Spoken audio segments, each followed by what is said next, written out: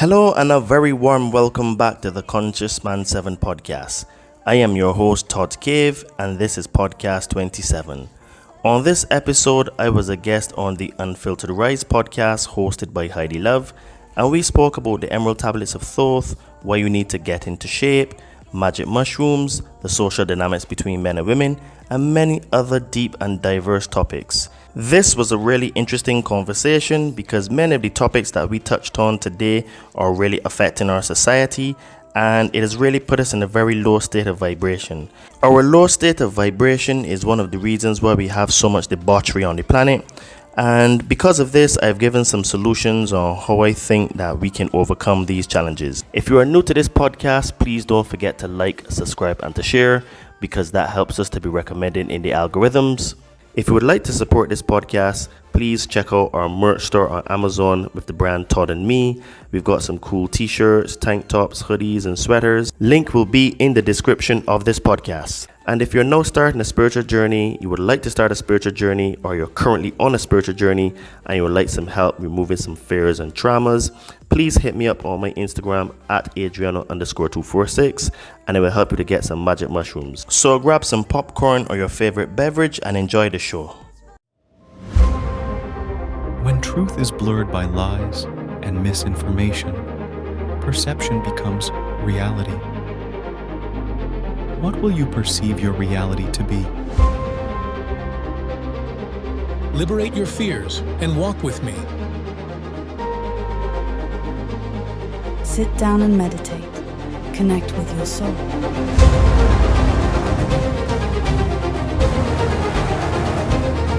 Be a monster and then learn how to control it. You got to be willing to do the work.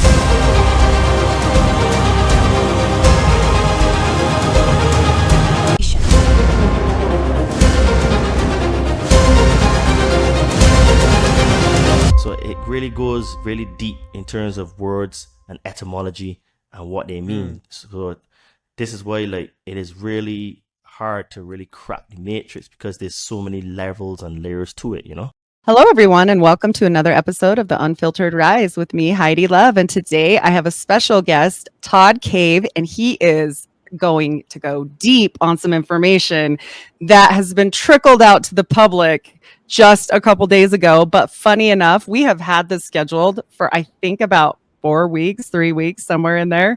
So we were ahead of the curveball, but we didn't know it was coming. So Todd, let the viewers know about you and where to find you.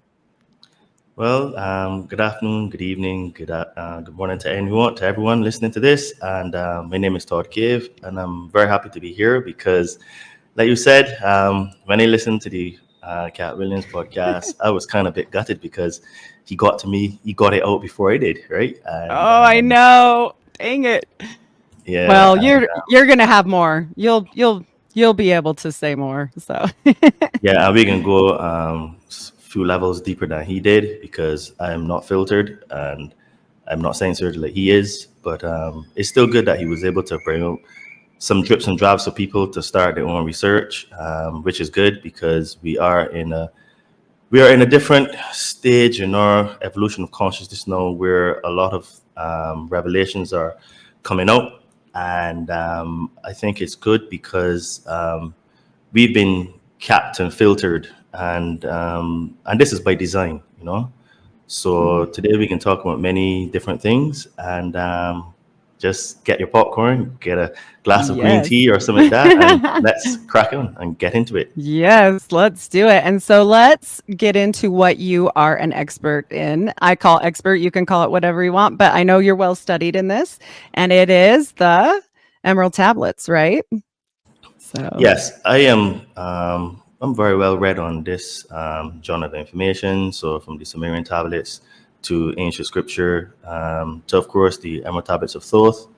And the Emerald Tablets of Thoth are a magnificent piece of information because I'll give a little bit of history on these tablets, who Thoth was, so people can understand. So Thoth was the Egyptian priest king. He ruled Egypt for about 16,000 years. And after him and his brother Marduk who is one of the Anunnaki gods that ruled this planet for a time. And in fact, I think he's still the ruler at this time. We will talk about that further on. But him and his brother, Thoth and Marduk, they went to war. And basically his father Enki told him to just leave Egypt and go and restart a civilization in another place. And he came to Mesoamerica. And this is why you see that the pyramids of the sun, the pyramid of the moon, the pyramids in Guatemala, the pyramids all in this region are very well modeled on the pyramid in Egypt, the Great Pyramid of Egypt, because in the Emerald Tablets of Thoth, Thoth said, "I, the builder of the Great Pyramid in the land of Cam." And the land of Cam is modern day Egypt. So these tablets were alchemically produced by him, and they are of the color emerald, which is why they call them the Emerald Tablets. And they were actually discovered in Mexico in the Teotihuacan site in the early 1920s. And basically, if you think about it, how can you have a document or tablets telling you about the history and who built the construction, or who built the pyramids in Egypt?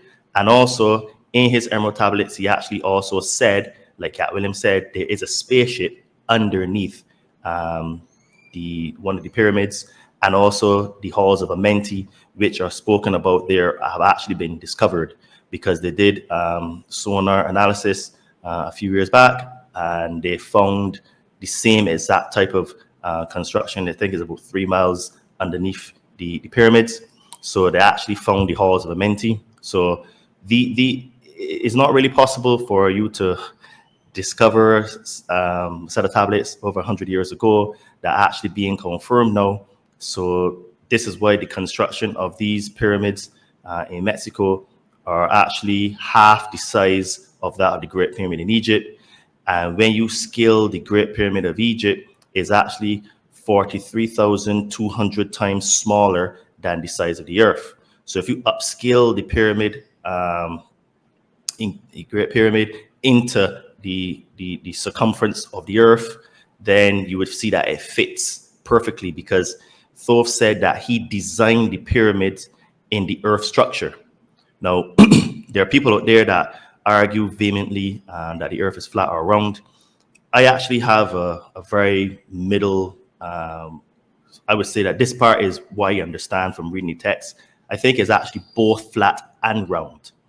So the plane that we are on could be very flat, but I think the actual structure of it is circular in appearance, but it is more like a toroid. So a toroid would have a flat top, a flat bottom, and it'd be round on the sides. So this is why you can have an inner Earth, which was spoken about by Admiral Byrd when Admiral Byrd went to the Antarctic. And he actually, this is in his diary, he went to the Antarctic in 1947, and he documented that he called them Fugel rods, and that the Fugel rods were actually involved in the World War II as well, because extraterrestrials were fighting on both sides of the war. And after the war, he went into the inner Earth, and when he traveled to Antarctica, he documented that how all of the navigational instruments completely went dead. And then there was something like a tractor beam that was from like another ship that basically just pulled them in and lowered them to the ground. And then when they got out, he and his crew met the beings, and they went in the inner Earth. And basically, there's an entire civilization and existence of beings in the inner Earth, right? So if you look at all these records, they show that there has been and there is extraterrestrial participation, interference, manipulation, and also help all at the same time on our planet, right? And this is why all of this information is being dripped out into the public's consciousness now to seed, or basically it's called predictive programming. It's just like what they do in the movies, right? So they had movies about pandemics, and all kind of stuff just before the pandemic actually started.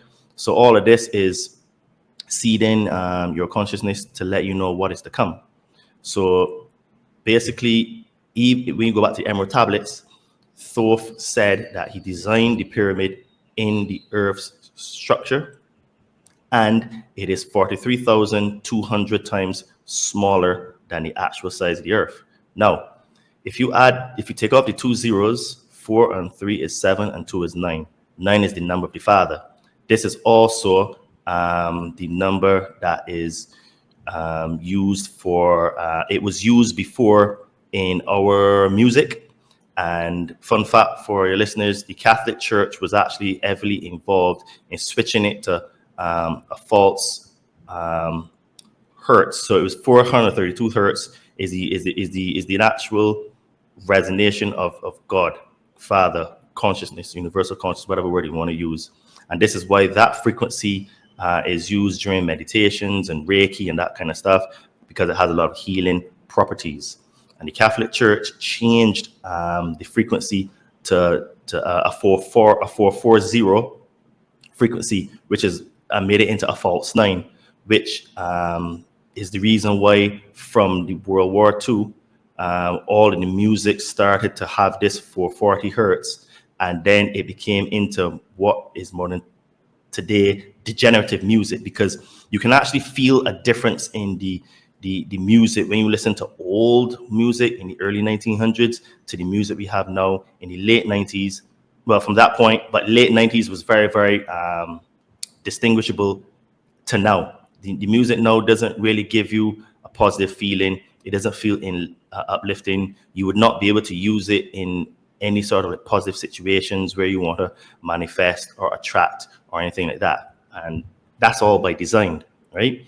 So this is why when you look at even the construction of the pyramid in Egypt and the pyramids in Teotihuacan and in Mesoamerica are 50% the size of that pyramid. So it shows you that they're on the scale made for the Earth. It was supposed to be an energy generation center, right?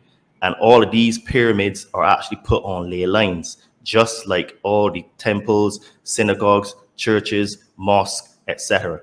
They all are put on ley lines, which are the natural lines of energy on the planet, and they can be used for both good or bad. Even the obelisks that are on the planet, and they have obelisks in Australia, America, England, Italy, France, all of them are on ley lines as well, right? And these are used to up the energy. You can use it, you can twist it for good or bad.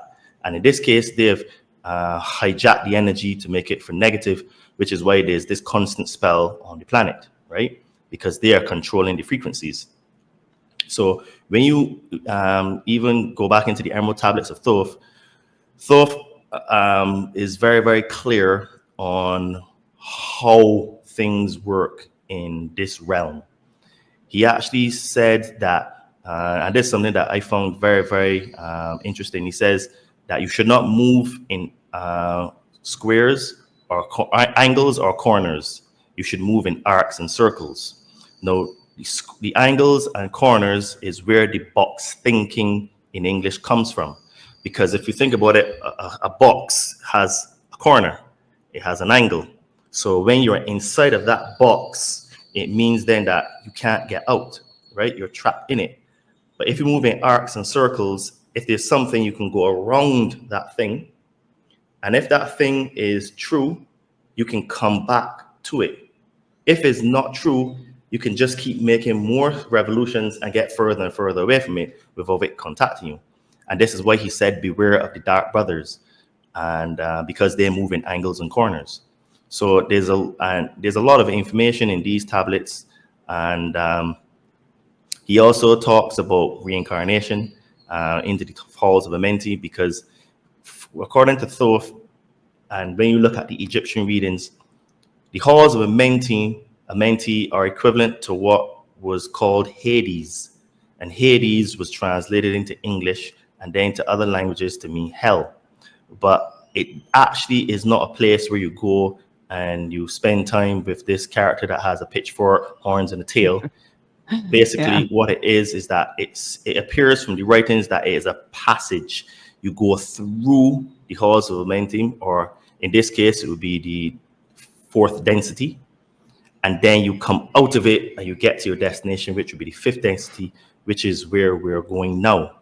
But what has happened is that the Anunnaki, which I'll elaborate more on now that I've mentioned them, it appears have hijacked this process, because originally we were supposed to just come here, play, have some fun, have children, have a family, work, do this, experience this, then we go, we finish play, and we go back to source.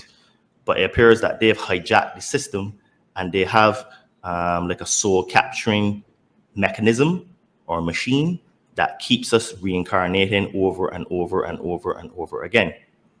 And this is by design, because the Matrix movie was actually a documentary, and our souls are used as the energy, and our life source in this physical form is used to propel this system that keeps us down. So, and everything. Matrix is a facade too. Like people, and how come that show resonated with so many people? Because we have truth inside us, even if you don't know it. There are certain things programmed into us that we probably, like you said, you've tapped into. You can tap into these things, like if you do a lot of work, right? So I find that interesting that show has resonated with so many people, and it's just a sci-fi thriller show, but no, it wasn't. Yeah. Well, what I tell people is that, in fact, they tell you the truth in the movies and the lies in school. This is why schools are public indoctrination camps. And when children leave school, they actually have no life skills. They don't know how to do a job interview. They don't know how to balance a budget. They don't know the difference between credit and debits. They don't know how to cook. They don't know how to be generally good. Teach them. Yeah. They're not taught how to think. They're taught what to think. And in telling people what to think, it means that those who control the information control the narrative.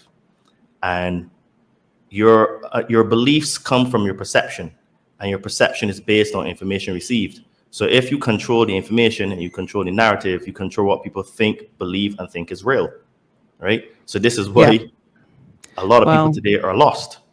And that's how, coming out of Mormonism, people always say, how come people that are wise or smart or whatever end up in these weird cults or weird religions or weird whatever? It's because not everyone is born into it, but many people are. And like you said, it was my reality. What more could I know, until later, right? So exactly, to your point. And the reason for that is that is mad, because they actually put the information in books, and then they put technology in our hands and in our houses, an oblong box in the corner of a room, trying to tell us what to believe is real. And then the information is in books, but no one reads books. That's the thing. Not anymore. No one reads books. So basically what we have is that we have I can't say all, but the vast majority, because there's some obviously super deep, dark secrets that none of us have. But I would say that we have a huge collation of information that we can piece together with some degree of accuracy and certainty that these things are what they are, because we have from several different sources, from peoples that basically were not connected, because they're separated by oceans and continents in different parts of the world, that are saying similar things, because you have the Aborigines that they say in their folklore that they have been seeded here by the Palladians. Then you have the Dogon tribe in Mali, which even Calvin has talked about, but I'm going to go a little bit deeper on that. They had serpent gods, and they were called the Nomo. And they also had a god that had a fish symbol. Their main deity also had a fish symbol. And I'll touch on that and show you the relevance of that. Then you had the Navajo tribe on your side that actually said that they were saved by the ant people. And the Dogons actually did say that just after the Great Flood, they were saved by the Nomo, right? So we have, and all of these beings or people that saved these indigenous tribes, they're basically extraterrestrials. They're the same people, the Anunnaki, right? Because the word Anunnaki just means those from heaven to earth came. And from looking at the information, it looks like they're humanoid for the most part. Some of them may have maybe slightly different appearances, but what is for sure, they walk on their hind legs, they put on their pants one leg at a time, and they eat, they have sex, they drink beer.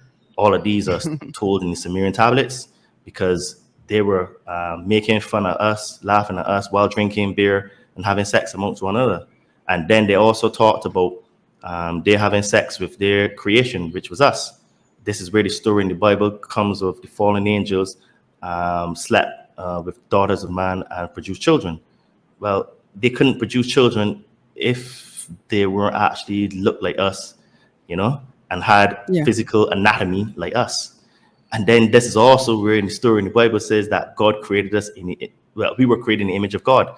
Well, if God created us in his image, it means we have to look like God. So if we look like God, then, it means we are also God. We are also God. This is one of the things that a lot of people don't really get, right? You can't be part of the whole and still not be the whole, just an individualized fractal of the whole. But you contain all the whole inside of you. The Anunnaki are the fallen angels after the War of Heaven, then.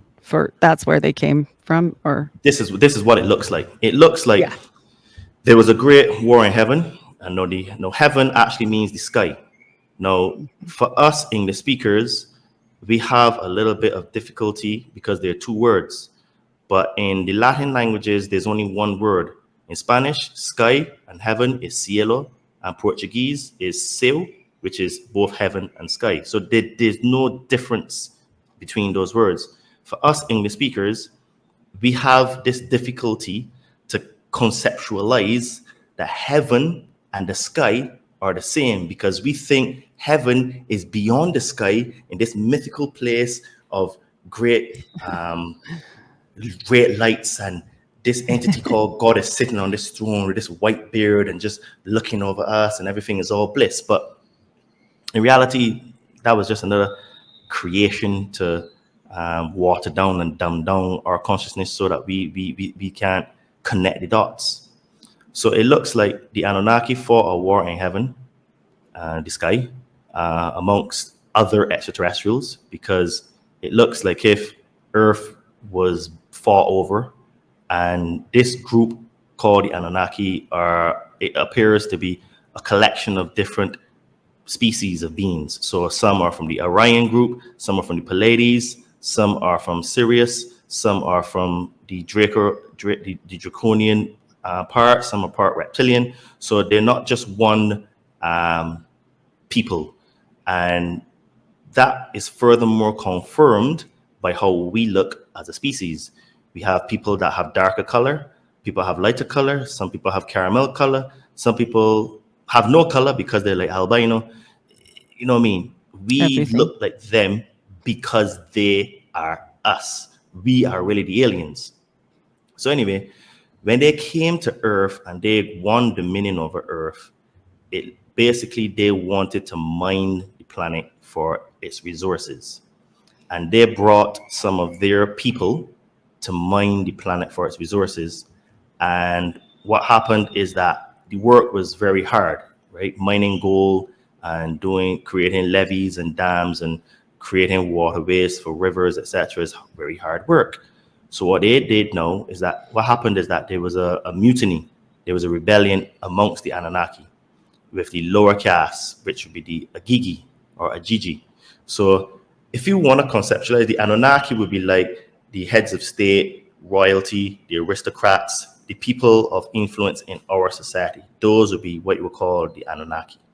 Then us, the blue-collar workers, the electricians, the plumbers, the people that clean the swimming pools, etc. These would be the Agigi. And we are the ones out there making the system. because without the system can't run. So the Anunnaki is sitting in their long chairs watching the Agigi, us, do the hard work, and then we're like, no, this is too hard work. So we burned our tools and we went to fight against them because they were more Agigi than they were Anunnaki. So in the Anunnaki story, there are two main protagonists. One is called Enki, who has the fish symbol, and who used the fish symbol, and Enlil, who uses the eagle symbol. So this is why signs and symbols rule the world, and when you understand symbology, you can see the bloodlines and what faction they are from. So Enki was a master geneticist, and he saw that they needed a workforce.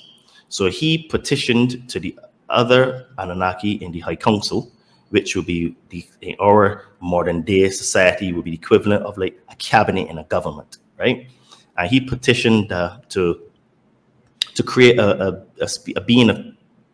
being that would be just smart enough to follow instructions and be strong enough to do the physical work that was backbreaking.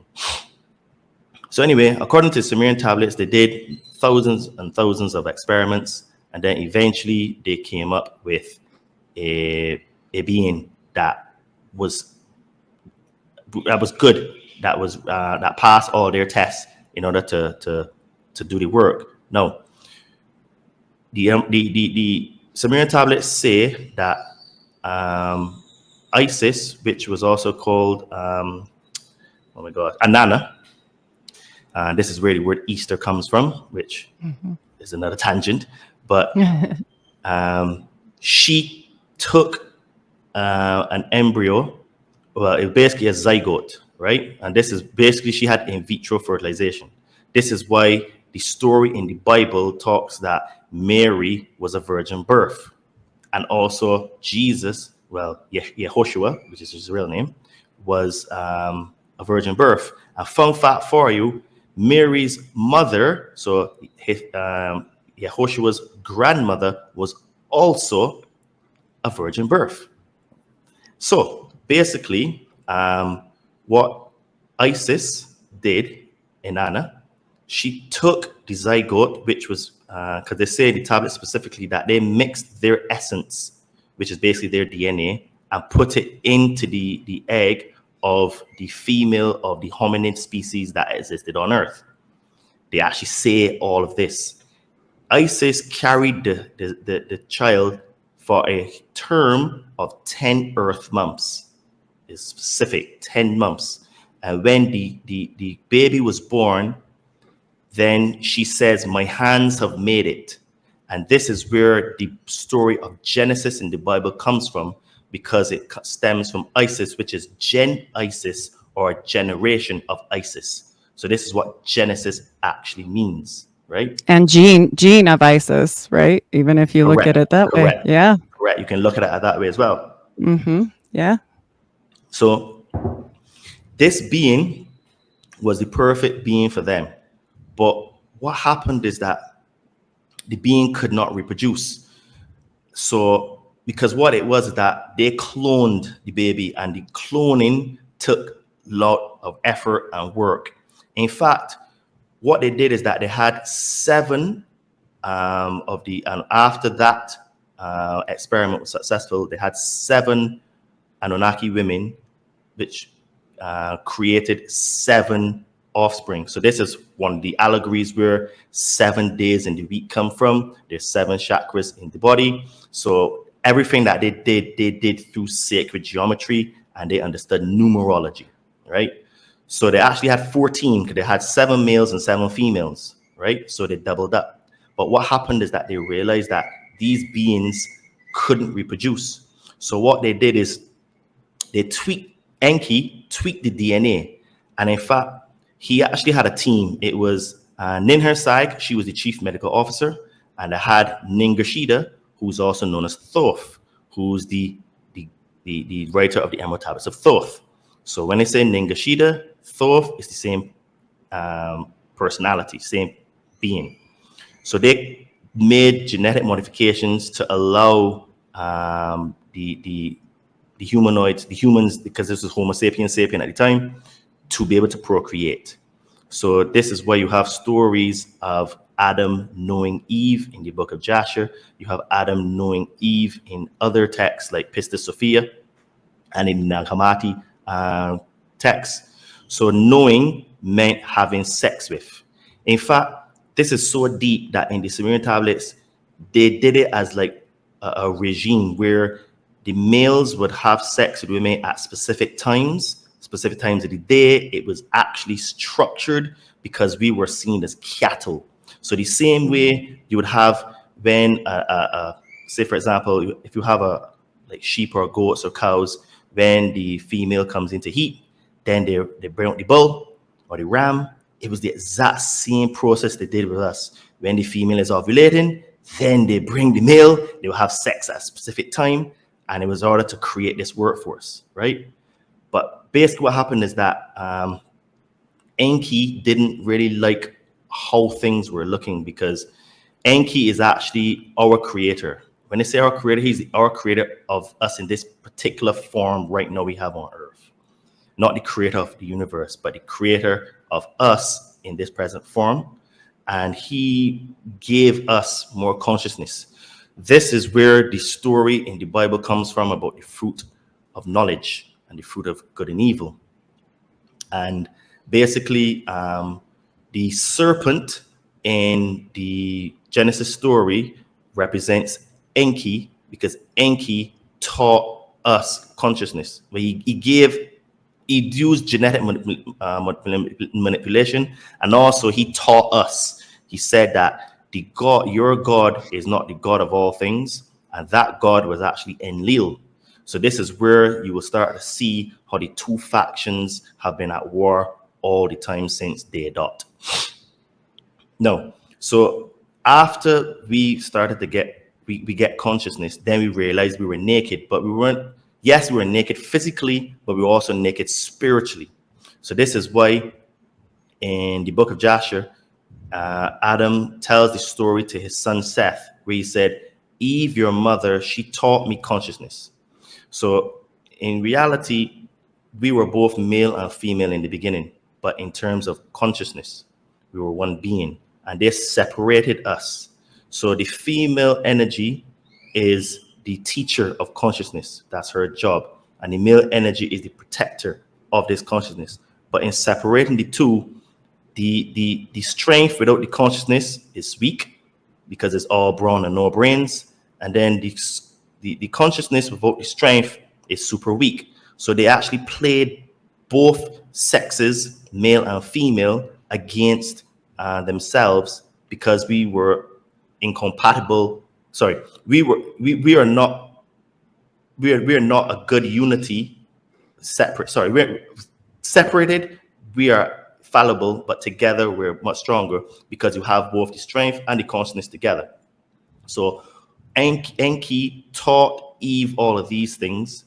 Eve taught Adam, and he told this story to Seth in the book of Jasher. And the book of Jasher is actually mentioned in the actual book, the Bible. I can't remember off the top of my head. I think it's Numbers. One is a chapter in Numbers. The book of Jasher is mentioned, but if you think about it, the book of Jasher is actually not in the Bible. So it's mentioned to say, but this is what it is. But the book was taken out because it has too much consciousness. Now, in that book, Adam says that Eve taught me that the God in the Garden of Eden, which was Enlil, he was not the creator of the universe. He was a false god. And Enki felt bad for us because he created us. We're his creation. So he was like our father. He felt like a duty to his children. So he taught us these things. And that caused a massive, massive row in the Anunnaki. So the Anunnaki has basically two factions, an Enki side and an Enlil side. And Thoth, Ningashida, he's on the Enki side, which is why he took the serpent symbol. So the serpent symbol actually means a giver of consciousness. It is not a symbol to be afraid of, or is not bad. Nothing is really bad, is how you interpret it, is your perception. So this is why you see, especially in Mexico, if you look at the peso, you'll see that there's an eagle with the serpent in its paw and its mouth. And that story shows the two factions fighting against one another. And in fact, the eagle consciousness dominated the serpent consciousness, because the serpent consciousness was more feminine because it was teaching, loving, and nourishing. So this is why you found that Thoth, he went around the planet and he gave consciousness to many people. In China, his symbol was the dragon, which is a derivative of the plumed serpent. And in Mesoamerica, it was the plumed serpent. So you have Quetzalcoatl, Kukulkan, the serpent gods. You have Viracocha for the Inca. That was also a serpent god. And then you have the Dogon, which I spoke about before, the serpent. So you can see that symbology is where you can tell. And if you look at the eagle consciousness, all of the countries that have eagle either in their coat of arms or on their flag are all warring countries, because the eagle consciousness is the masculine warring consciousness. You have countries like Egypt that has an eagle, Russia, United States. You have other countries like Azerbaijan, from top of my head. You have loads of other countries that have in their coat of arms or on their flags itself, right? So this whole thing is a lot of parts put together. So after now we got consciousness and we were expelled from the Garden of Eden, this is where the story that a lot of people would know of is where it all started. And there's always been a conscientious effort between the two factions for domination, because on the Enki side, even though Thoth was positive, he had a brother called Marduk. Marduk is also known as Ra or Amun-Ra. He is the one, that flipped the all-seeing eye to make it negative, because they're two. The eyes are actually different. One is the all-seeing eye for consciousness, and one is the symbol of Ra, and they're actually opposite sides. So that's how you know, because they always invert everything. Right. So they flipped the triangle completely upside down. That's what you mean? Correct. For that? Correct. Yes. Okay. So everything they've done is inverted. So when humanity was because the thing is, there were humans on other parts of the planet, because this whole civilization they created wasn't just in one area, but it was all over the planet. However, Mesopotamia seems to be the center of all of their power and control. So basically, after they left the Garden of Eden, this is where the traditional narratives talk about the spreading of humanity, because some went to Europe, some went to Africa, some went to your side, the Americas. Right. So this is where we have the population of the planet. But there were always entities trying to influence humanity in some form or fashion. And Thoth was one of the positive ones, trying to give consciousness all the time. His brother Marduk would follow him wherever he went, because Thoth and Marduk have many names, as I said. So for the Greeks, he was called Hermes. He was also known as Hermes Trismegistus. And he was also Buddha. So let me see if I can find some other names for some of these gods. Right. So Marduk, his symbol was the bull and the bull calf. So this is why when Moses went to the Mount Sinai to get the tablets from God, which was really Enlil, when they came back down, Aaron and all of the others were worshiping the bull, and this was Marduk infiltrating, because they always tried to infiltrate each other's cult, because it was always about trying to dominate humanity. Yeah, it's savage. And then you have them going by many different names. So, for example, Marduk was Bel, Baal, Baal, Moloch, Ra, Amun-Ra, Horus, Huitzilopochtli for the Aztecs. So this is, and you see that the cults that followed Marduk a lot were heavy into child sacrifice and human sacrifice. This is why you see that abortions are pushed hard in today's world. And then you have a lot of child sex trafficking. You have a lot of even organ harvesting. All of these kind of things seem to come out of the cult that follows Marduk. But like I say, he has many names and many derivatives. Then you have Enki. He was also Poseidon. He was Neptune, Ahura Mazda, Ea, Samael, Ptah for the Egyptians, Nudimmud. Then Enlil was Jehovah, Yahweh, Amaru, Ashur, El Shaddai, amongst other names. And Thoth was Ningashida, Melchizedek, Hermes, Buddha, Quetzalcoatl, Kukulkan. And there's another god that also, well, not very notorious, but still very influential, and that's Nanarsin or Nanar. And he was the moon god of Ur, and he is actually Allah for the Muslims, because his symbol is the crescent moon, and the crescent moon is on top of every single mosque on earth. So this is why I say that you always know these characters because of this symbology. And when you can track the symbology, you can track to see which god, small g, is at work or at play. And even Marduk, one of his symbols was the owl. And this is why when we look on the dollar bill, you have a small, or very, very, very small on the dollar bill. That's him. And like Bohemian Grove and all that they worship, again, that's Marduk. So these gods, small g, have been very influential in humanity. And I find it very interesting that all of the concepts of extraterrestrials seem to be coming out, because last year they actually admitted extraterrestrials are real. Yeah. No one cared. No one batted an eye. It was just like, yeah, whatever. You know? Yeah. So all of the, so how I see it is that we're gonna have either a fake alien invasion or a real alien invasion, or maybe both, right? But I do think, from looking at the tea leaves, aliens are going to be involved in some form or fashion, and they're seeding our consciousness, because it does say in the tablets that once again the gods will walk among man, because they walked with us in the beginning, so shall it be in the end.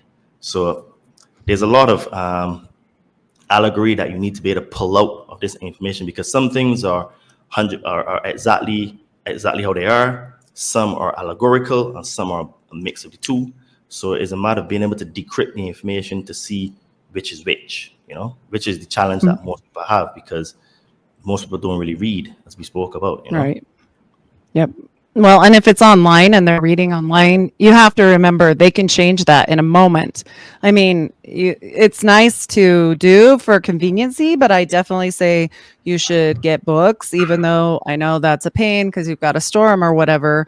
But if you go back to the olden days, one of the main things that wealthy people did was buy books, or one of the main things that really smart people did was not only write and read other things, but acquire more books, like people like John Dee. I study a lot about John Dee. And what was he known for? Books. A lot of things, talking to angels, maybe too, but books. He was very, very all about, acquiring wisdom, acquiring knowledge. In fact, gave up his wife for that. So, got deep. It's funny you mentioned John Dee, because from the research, it looks like he was in actual contact with one of the Anunnaki extraterrestrial gods, because there's a story that is kind of mad, right? And he was the advisor for the Queen of England at the time. And England and Spain were two superpowers in Europe. And I think at the time, Spain was the number one, and England was number two.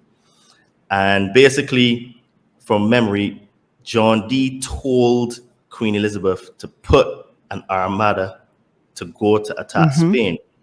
And she was like, but they outnumber us. We don't have the troops. He said, just do it. And she trusted him, and he did some sort of like the way it looks, some sort of incantation, and a storm was created out of nothing and completely wiped out the Spanish Armada. And it was like this freak of nature. And from that moment, that's when England became the superpower, because they knocked Spain out in that war.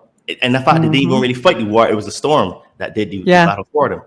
Now, one could even suppose this part here, like I said, I don't know this part, but one could suppose that, let's say it may not have been an incantation he made, but an agreement with one of the Anunnaki gods, they can actually produce storms. They actually have the technology to do it, because think about it. We have the technology today to create storms through HARP and other mechanisms, right? So it's not beyond the realm of possibility that they actually created a storm to wipe out the Spanish Armada, because don't forget, like I said, these factions have been fighting against one another from day dot, right? They're not our friends, and sometimes they do deals with one another, and then other times they fight against one another, which is why the tree of good and evil is a false tree.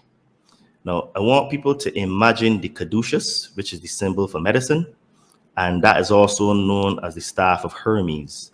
And you see two twisted serpents going around the staff. So that is actually a representation for the tree of good and evil, which is the false tree and not the tree of life. So if you look at it, one side is good and one side is evil. So as the serpents twist and go up the staff, they change from good to bad all the time. So one time is they do good, next time they do bad. So what it is that they created this duality system through good and evil, but this is why you can't say that they're all evil, you can't say they're all good, because they're both.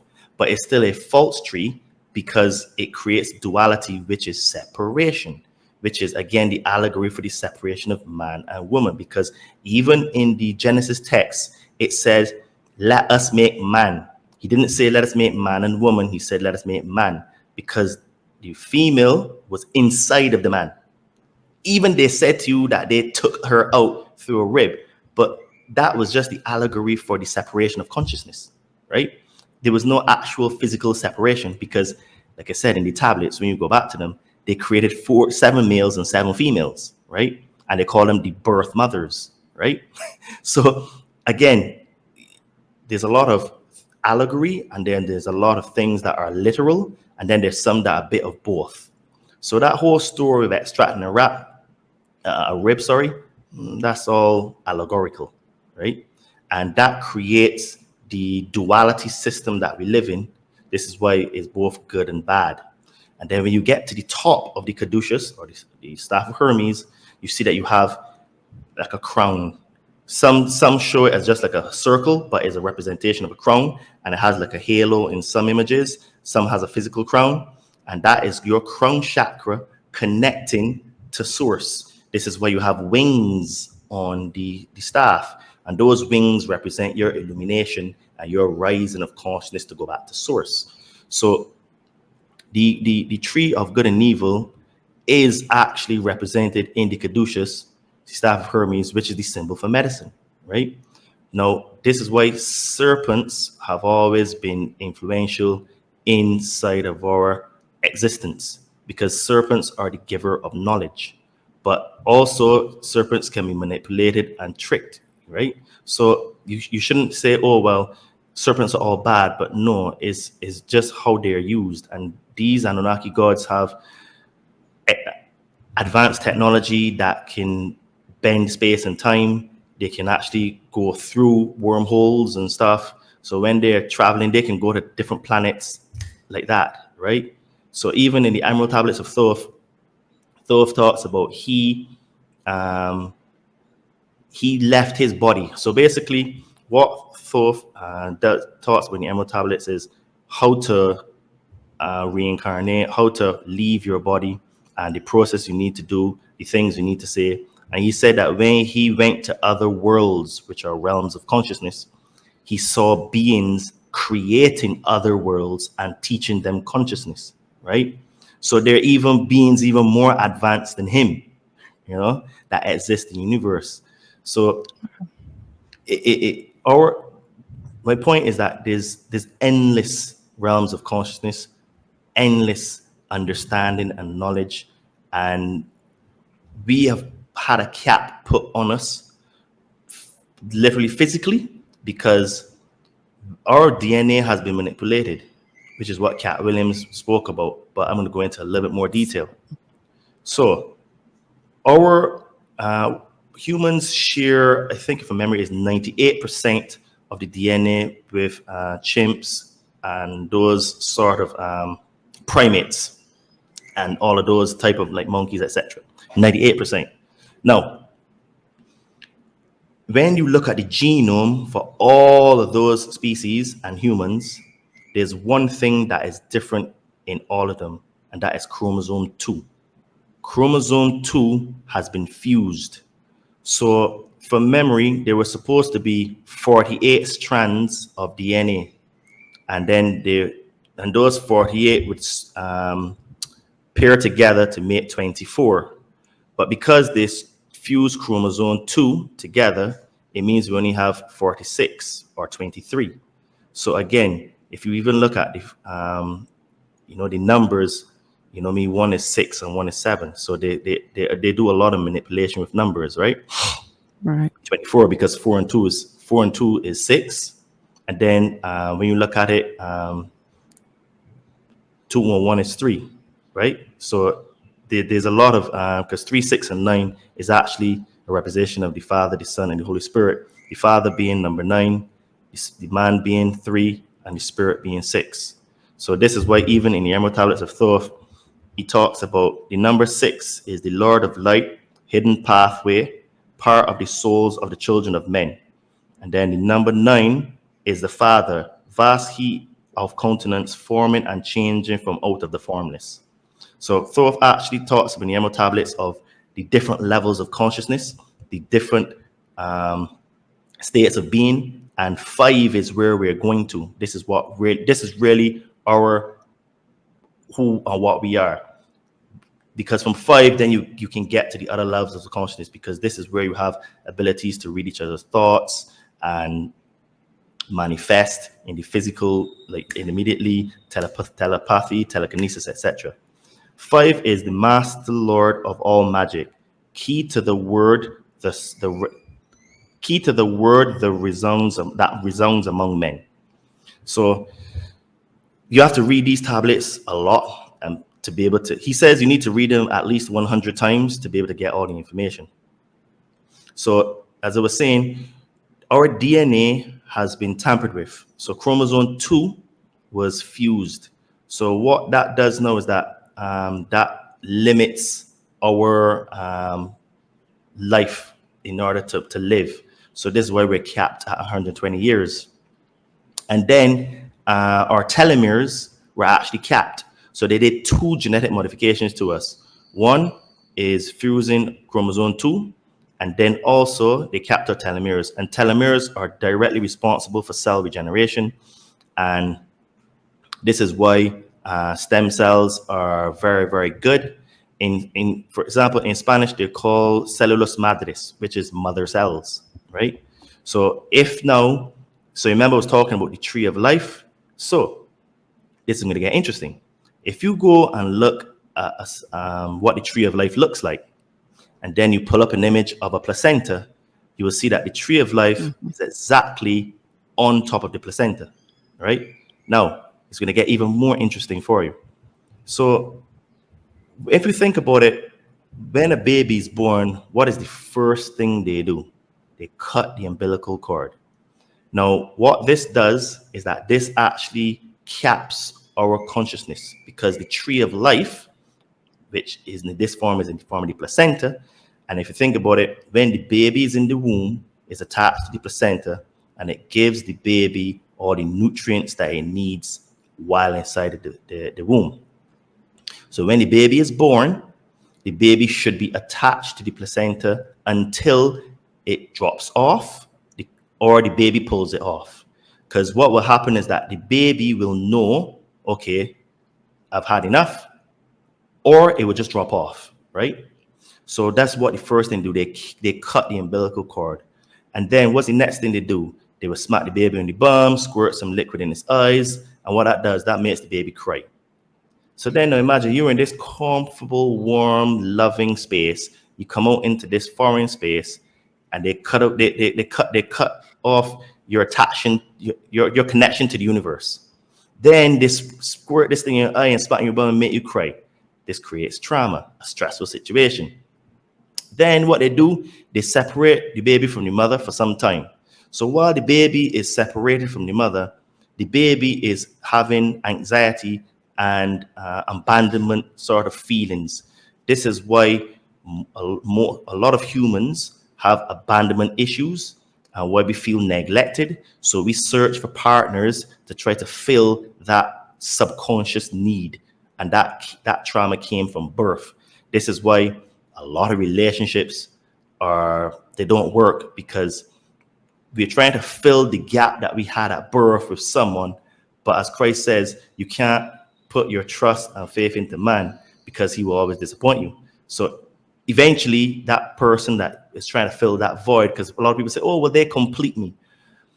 The problem with that is that you need to complete yourself and then you can merge with someone. But if you're not complete and you try to merge with someone or you be in a relationship, there will be times where that person will let you down. So then all the supposed completion that you had will feel like, no, I don't want you anymore. So you've just finished the relationship and that's it. So getting back to my point now, we have a lot of abandonment issues and neglect issues. And this is by design in the way babies are born. Another thing as well is that when babies are born, the mother should not be lying on her back. She should be in a stooped position or sitting on a chair that has a hole that the baby can come out, because the force in the world will help push the baby out, right? And or you can have like a water birth. And there's something that I've discovered recently that's very, very interesting, which most people, I guarantee, have never heard of it. And it's called dolphin births.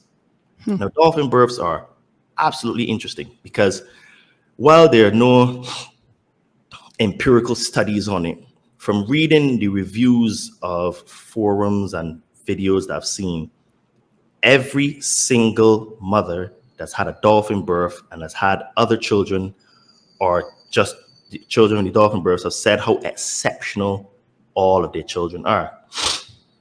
So this is a very, very interesting thing. If you are, say, in a pool with dolphins, if a pregnant mother enters a pool with dolphins, all of the dolphins will be attracted to the mother. All. And they all will circumvent the mother like in a circle. And we don't know why, but it seems to be a protection mechanism. They feel compelled to protect the mother. And they will not allow other people to enter that circle that they think is a harm. So if they deem, because don't forget, dolphins are the most clever creatures on earth, if they pick up and sense that you're coming to do harm, they will not allow anyone to enter that circle. What they also do is that they go to the mother and they go to the belly and they start making noise, because obviously they communicate via sonar. We don't know how, but what it is now is that all the women have said that when the babies when they were pregnant, and the dolphins came and they started to communicate with the baby through sonar, they would feel movement in their belly, and also their children would have exceptional abilities, like abilities that, you know what I mean, like memory or creativity or just being able to know languages and etc., exceptional abilities. Some with telepathy and stuff like that. And it all comes from the sonar. So it seems like if the dolphins know that when the mother's pregnant, hey, we need to go and help her out. So we start making all this noise with the sonar, and it seems to like help in the consciousness and the DNA of the baby. Now, when the baby is born, it's the same thing. They're inside the pool and the baby comes out. I've seen a few videos of it, and the dolphins would just be there around the baby and the mother, just making all this noise. And years later, you will hear all these stories about women that their children are just great. So there was this lady that she had 6 children. 5 were from dolphin births and 1 was not. And she said that all 5 are way more advanced than the other one that's not. And I've read so many different reviews. Fun fact for you, dolphin births are illegal in the United States of America. Oh, really? Wow, that's weird. Yep, check it out. It's illegal. And my hypothesis is, well, they don't want smart people, do they? So Actually, I mean, it's a thing you do know, like, just fun fact to prove his point. If you're going to be a police officer, you have to take an aptitude test. But actually, if you score too high on the test, they will not let you become a police officer. Did you know that? I did not know that. That is probably why the policemen are so, you would say, like, they're so dumb. They want soldiers. They don't want thinkers. They want soldiers. Facts. Right? Yep. I just thought that was super interesting. I had found a podcast one time and he was denied. He wanted to be a policeman. That was what he really wanted to do. And he was a very smart person. And they kept trying to say, well, why don't you go to the FBI or somewhere? And he didn't want to. He wanted to be a policeman. I think he came from a family of policemen and they absolutely refused to let him become one. So it was weird. I'm not surprised. I'm not surprised. Yeah. I'm not surprised. Yeah. Because it appears that all the policemen that you see, like that are captured on videos, seem to have a very similar mindset and attitude. So I think that's probably quite possible. So getting back to the birth of the baby. So my point is that all the trauma is put into our consciousness from birth. So this is why we always have all these subconscious issues and dialogues going on. And it's been a design.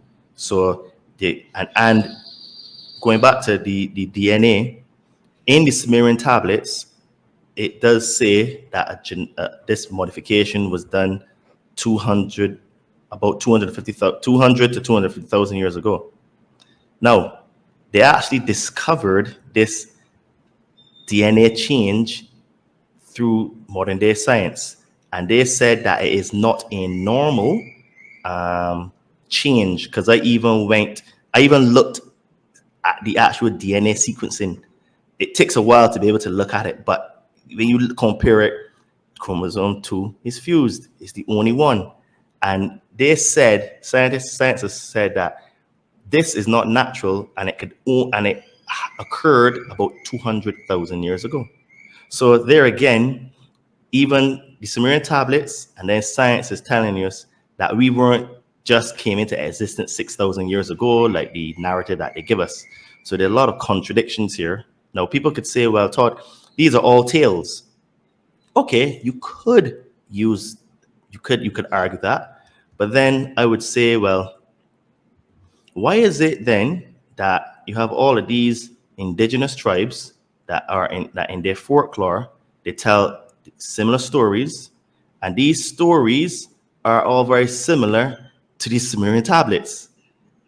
So, okay, coincidence, maybe, but what I would say is that truth isn't learned, truth is realized, and truth is also confirmed.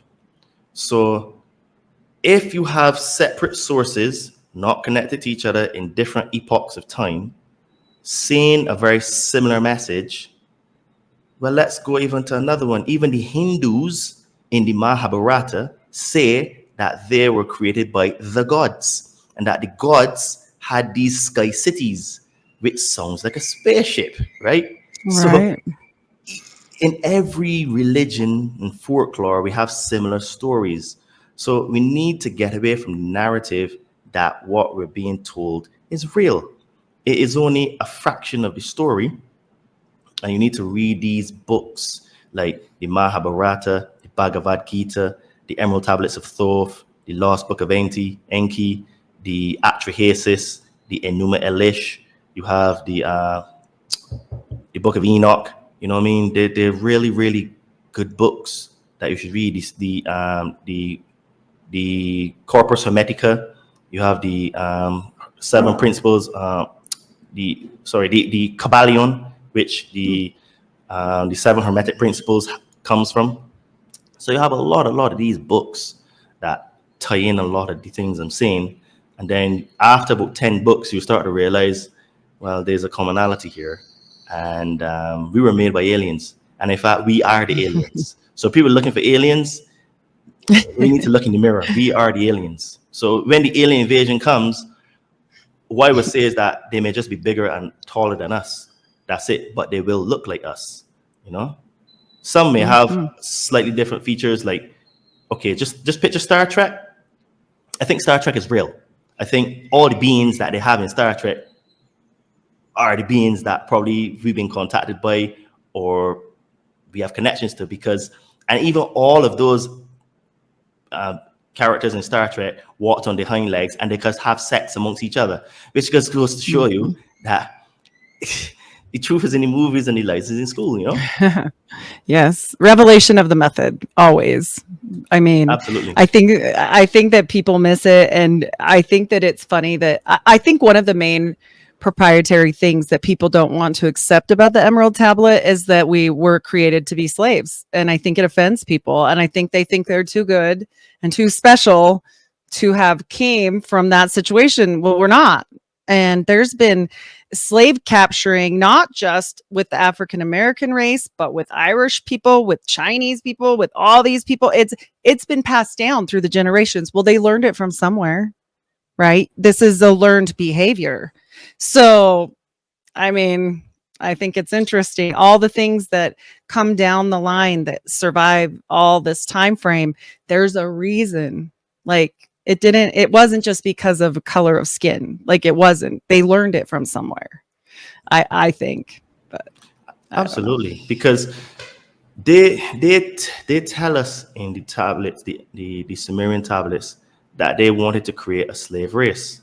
It's actually said that. And I mean, like, this is why you say that there's nothing new under the sun, because in reality, there's nothing new under the sun, because there is a story in the Lost Book of Enki where it talks about when they were trying to kill out humanity. So they've tried several times to kill us out. And we're like roaches, man. We just don't die. And it's true. And think about it, right? If this is what I want people to understand, we are greater than we think we are, and the power of the universe is inside of us. So if they tried famines, they tried genetic modification, they tried giving us jabs, they poisoned our mind in schools, they put us into debt slavery, they, you know what I mean, make us do bad things to ourselves, and we're still here, it means that we're a lot stronger than we actually think we are. And we need to come away thinking, hold on a minute, if they did all of this to us, and we're still here, and we're still punching, we're still fighting, it means that they fear us and that we're actually strong. We're not weak. But what it is the perception that we are just this little thing. And this is the thing about religion. All religion makes us think that we are inferior and God is superior. Now, you know, that statement is going to piss off quite a few people because it's the indoctrination they've had. But hear me out here. If we were made in the image of God, it means then that we are in God and God is in us. And I'm going to show you all a very important part where this is captured. And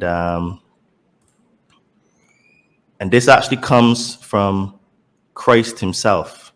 Now, I never use the word Jesus because the word Jesus is an invention. The word, I'll give people a little small brief history on that word before I go into what I'm going to say.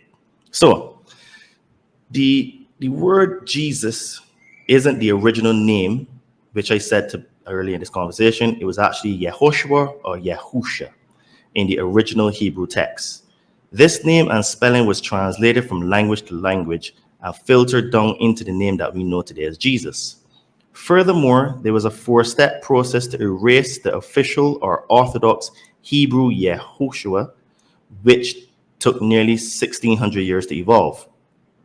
So the first step was in Hebrew, Yahusha, where you had capital Y, capital H, capital W, apostrophe S-H-U-A was abbreviated. So the HW was removed in Aramaic, and it was Yeshua. So the second stage was the Hebrew Aramaic name was transliterated into Greek as Eseus. The Greek was transliterated into Latin, which became Jesus, and this is found in the 1611 King James Version Bible, which was the first Bible in English, which had the Latin spelling Jesus. The Latin was then transliterated into Jesus, right? So to clarify, the consonant form of J was not known in the 14th century. Therefore, both the J and the I used the sound Y. So as in the word yes. So in Greek, it was Yeseus, which we pronounce, it was Eseus, which would be pronounced Yeseus. And in Latin, Jesus would be pronounced as Jesus. In the 18th century, the letters J and I were split into a consonant and a vowel, and the J was adopted as the consonant letter. Now, since the new consonant J was closer to the sound of the modern Y, the letter J was chosen in the translation to Jesus. Therefore, the character that we call Jesus never existed, which was just one of the many lies injected into the religion to take us further away from the truth that Yehoshua was an ascended master who became the Christ in order to teach us how to get back to source. Now, the thing is, I always use the word Christ because Christ is like a spiritual office and that one holds when they acknowledge the presence of the Mother, Father, God, or the mighty I Am presence inside of them. You can call it a consciousness. Therefore, Christ is God individualized in each of us and not a person. The Christ refers to the spiritual aspect of Yehoshua and all of you and everyone in the world, which is why we were taught to worship the man Jesus. This means that all of us become the Christ, and when we do that, all power and authority is granted unto us through the mighty I Am presence, which is why Christ's most powerful statements were spoken through the I Am.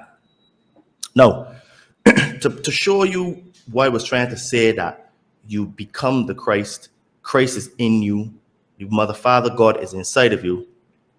Let's look at one of the most famous prayers called the high priestly prayer. And this is why Christ always says, I am the truth, the way, and the life. He also said, I am the resurrection and the life. So by using the power, speaking through the I am, he's communicating through his God self, which each one of us can do if we're committed to mastering our thoughts and feelings.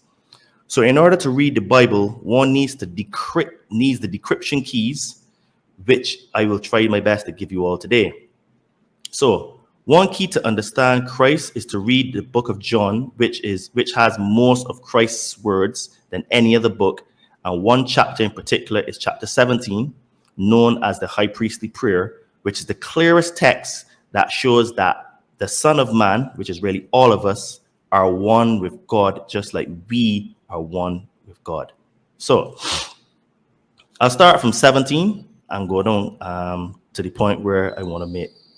So it says, sanctify them in truth. Your word is truth. As you sent me into the world, so I have sent them into the world. So them meaning us.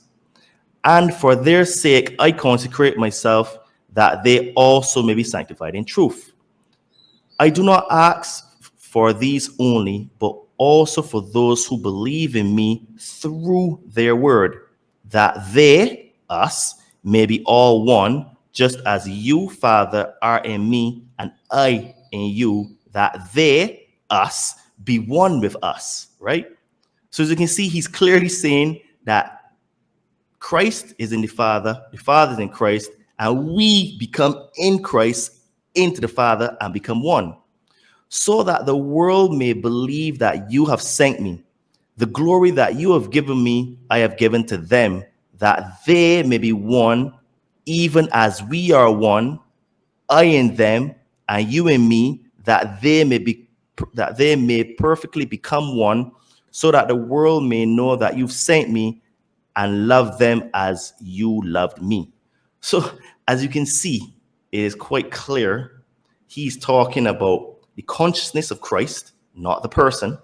He's saying that they can be in me, I in you, and we being them, that they being us. So you see, it's actually a unity, which is why I talked about the 3, 6, and 9. 6 being the man, 9 being the spirit, which is feminine, by the way, and the mother, father, God, which is both male and female, encompasses it all. So this forms part of sacred geometry.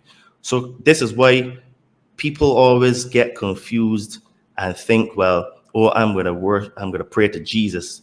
In fact, Jesus comes from Isus, Eseus. In Greek, fun fact for you, Eseus or Yeseus actually means hail Zeus. Zeus is also Enlil. Enlil is the other character in the Anunnaki pantheon that I spoke about before, who's Yahweh Jehovah, who is, if you look at, let's look at some of the works of Yahweh Jehovah, and then I would ask people if you think that this is a positive being. So let's look here at, right, so in both Judaism and Christianity, they have a common part, which is the Old Testament. So we have murder, rape, and pillage at Jabesh in Judges 21, 10, 24. You have murder, rape, and pillage of the Midianites in Numbers 31, verse 7 to 19. You have rape in Deuteronomy 20, verse 1 to 14, and in Deuteronomy 22, verse 28 to 29. You have sex slavery in Exodus chapter 21, 7 to 11. And then in this one, you have God, quotation marks, assists in rape and plunder in Zechariah 14, verses 1 to 2. Then he also, this God, right, says, kill non-believers in 2 Chronicles 15, chapter 15, verse 12 to 13. So this Yahweh, Jehovah God, how can he be a positive entity and being if he's commanded his people to do all of those things? So I just gave you all the receipts to go and find these things, right? So I'm not just pulling it out of the air, right? So Isus, yes, is actually Hail Zeus. Hail Zeus, when you say, and in Spanish, you actually have, it's called Jesus. Jesus, Hail Zeus. You know, in Portuguese, it's Jesus. So you still have the Zeus part, but in English, we don't have that sound. So when you speak other languages, like me, you get to understand these things. So every time you are saying there's power in the word Jesus, you're actually praising, adoring, and worshiping an extraterrestrial God, right? So what you should be doing is trying to find the Christ in you, right? You become the Christ, and you become an ascended master, and you go on this path to ascension, because what we're doing is that we're worshiping a character instead of trying to find the consciousness inside of us, because like Christ said, the kingdom is within you, right? This is why Buddha always talked about the nirvana inside of you, right? So they're just different words for the same thing, right? The nirvana, you know what I mean? This is why people talk about the kundalini. Again, it's inside of you. We're trying to solve external problems. Sorry, we're trying to solve internal problems looking on the outside instead of looking on the inside to solve the internal problems. And the problems are inside of us. This is what people don't get, right? And all of and also another thing that science has found is that there seems to be a worship gene that has been put into us. And this is very clear with cargo cults. Have you ever heard of cargo cults? No. Okay. I heard of that. So cargo cults have existed for a long time, but one of the very best examples to show you is there's some isolated islands in the Pacific. And after during the Second World War, America went to these small islands and had bases. And what would happen is that the indigenous people were never contacted by outsiders. So what happened is that the American soldiers gave these natives things like tuna and like mirrors and jewelry and all these other kind of things. And what happened is that these people ended up worshiping the American soldiers and building sort of like replicas of planes and stuff that they worship to and they pray to, because they see men flying in planes. So they thought that these people were gods, right? So let me tie that into the Emerald Tablets. When Thoth went to Egypt, and this was after the Great Flood, and he landed his spaceship, he was met by some people in Kemet, the land of Cam. And these people, because they saw him come out of his spaceship and stuff, they thought that he was an enemy. So they tried to attack him. So he had his staff, and he raised his staff, and he sent out a beam of frequency that made all of them freeze, just like that, freeze just in the position they were in. And then he said to them, I have not come here to hurt you.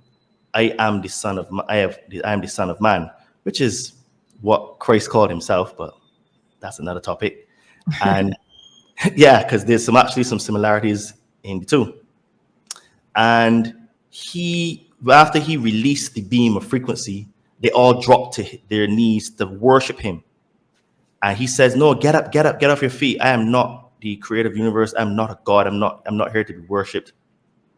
He only went to teach them and to help rebuild their civilization, right? So there is this innate thing inside of us that when we see people that we think are magnificent and glory, and of glory, we worship them. Look at a modern day, quotation marks, God. Look at Taylor Swift. She has 282 million followers on Instagram, and people that follow her are mad fans, right? So the Democrat Party are using her to try to get a lot of women voters, people of color, etc., right? Because she's just a tool that they're using. So I use that to show you that with pop stars today, actors, celebrities, we worship these people as if they were gods. There's nothing new under the sun. This was going on hundreds of thousands of years ago. So when Thoth went to Egypt and he was going to rebuild Egypt, and it says this in the Emerald Tablets, they fell to their knees to worship them. Then I told you the story about the cargo cults, where you have these Pacific Islanders who today still worship the American soldiers that came there and have like, they make all of these like mascots and have like helmets and everything that they make to because they think them as gods. So if you think about it, if you go back, say 1,000 years, and you had a smartphone in your hand, and you showed people a video on YouTube, and you just says, you know what, let there be light. You have a flashlight in the back of your phone, right? You tap the button and create light. They can be, oh my gosh, this guy Todd, he's God, man. He can create light. And then you say, well, listen, I'm going to show you a video. Say it's a video of you doing dancing or whatever. And you show it on this screen. They can like, wow, he has this. They wouldn't even know that it's called a video because that was not even a word for them. Right. Well, we can see a picture of this guy moving and doing all these fancy things. He's God. This is what happened to us. And the Anunnaki gods exploited that because there were many, many resets and floods and calamities on Earth and cataclysms that each time reset our consciousness to a low level. And with every cataclysm, they've lowered our consciousness more and more and more, because don't forget, they shortened our lifespans. So it means that the grandfathers and the great grandfathers, their knowledge when they die wouldn't be passed on to the younger generation. So the younger generation now are coming up, and the Anunnaki would influence ever so slight, even more, bit by bit, to where we're at now, where we're having full debauchery on social media. We have the phenomenon of OnlyFans, where we have women that believe that this is a very good, noble thing to do because they're trying to get their bag. Now, okay, people could do what they want, but this is the thing that people don't realize, especially the young girls. Fast money brings slow problems. And from the beginning of time, promiscuity like that amongst women was very much frowned upon. Why is that? Yeah. Well, okay, women are the gatekeepers of sex, and women choose. And motherhood. And Yes. motherhood. This is going to go into that. Yeah, for sure. Yes. So if women are the gatekeepers of sex and motherhood, women, which means that if they can have sex when they want, it means then that it is easy for them to have sex. So anything that is easy, if it is abused, it becomes valueless. So the value in a woman is protecting her chastity, right? And be very selective on her mates that she chooses. On the flip side, for a man, it is actually not very easy for a man to have sex, regardless of what people think, right? Because men and women are not the same. So a man has to build up himself to become a good mate for her to choose. Because women wait at the finish line and they pick the winner. So they look at the strongest, the fastest, because it comes from biology, where back in the day, men will go and hunt, and she's like, okay, I want the guy that's the strongest guy, has the best hunting skills, he can be able to protect and provide for the family. This is in the woman's DNA. But if now all of these morals have gone out the window and she's just on the internet, just doing all this sex work, then it means then the value that she has in terms of her chastity is being eroded. It means then that, men are not going to take her seriously, right? Mm-hmm. And yes, you made all this money, but what good is the money for basically selling your soul, right? Well, and the men are more feminine. Even the straight men right now it's so demoralizing. My husband is a very manly person and works out all the time. We're very into that lifestyle. And I mean, it's like a toxic thing. And I'm like, why is that toxic that he wants to be healthy and do good things and yeah, you get muscles, but that's not really why he does it. He tells me all the time, this is for my sanity. This is for me to feel good. And he taught me, and then it taught me how to do the same thing. And now I understand, but I didn't before. I thought he was crazy. I was like, you're just crazy. You're torturing yourself. I don't know what you're doing, but now I do. So now we both do it. But what I'm saying is now it's very popular for the men that get girls to be feminine. If they want to, sound feminine, they walk feminine, they talk feminine, they look feminine. It's very strange. It's a weird. I have teenagers, and my son tells me, Mom, they're not into a normal guy. They like the softer, more feminine guys. And I'm like, why? I'm so confused. But that's what they do. They confuse everything. And we're just fulfilling prophecy as far as I'm concerned, because Crowley said we would all become our own star. And certainly social media has done that. I mean, let's be realistic. If you are using social media like you or I, where we are promoting a certain thing, because I have to do it for my shows, hey, this show is out, go look at this show. But that's a lot different than I'm a superstar. I'm going to take 10 pictures of myself every single day and post every single picture of me doing nothing in my bathroom. Why? I'm going to post a picture with my family or on vacation or something fun, but I'm not going to do the bathroom. It's weird. I don't know. It's gotten weird. What it is, right, is that instead of this dumbing down has been so gradual that now we're so far, because it's if you have two parallel lines going in the same direction and one line is slightly kinked to one side. Now, over time, one is going straight and the next one's going at an angle. It means that over time, you get further and further away from the direction or the orientation that you were in the beginning, the trajectory. And this is what has happened to humanity, where we were on the path in the beginning, and after every cataclysm that happened to us, these Anunnaki gods have introduced slightly different, more debaucherous things, ever so slight, to the point now where you correctly said, where we have on social media a mad phenomenon where we're addicted to it. And the thing is, right, the mad thing is that we're addicted to sugar, salt, and dopamine. And in fact, I would argue that social media is more, and sugar and salt is more addictive than actual cocaine. I would argue that. And there are studies about sugar and heroin, and also there are studies with rats on this. I'm a nurse. They're real studies. And they are. And the reason why I argue that, I didn't even know that. The reason why I argue that is because you consume sugar and salt and social media every single day, but you don't consume cocaine every day for people that do cocaine, which means that social media, salt and sugar is more addictive, right? No. Yes. And the thing about it is that you use it. I mean, I have seen studies that show that people are on social media minimum 3 hours a day. And I'm like, gosh damn, 3 hours a day. Yeah. But they don't want to read. That's the mad thing. Because it keeps us busy. It keeps us busy doing nothing. Think about when you're scrolling. I do it.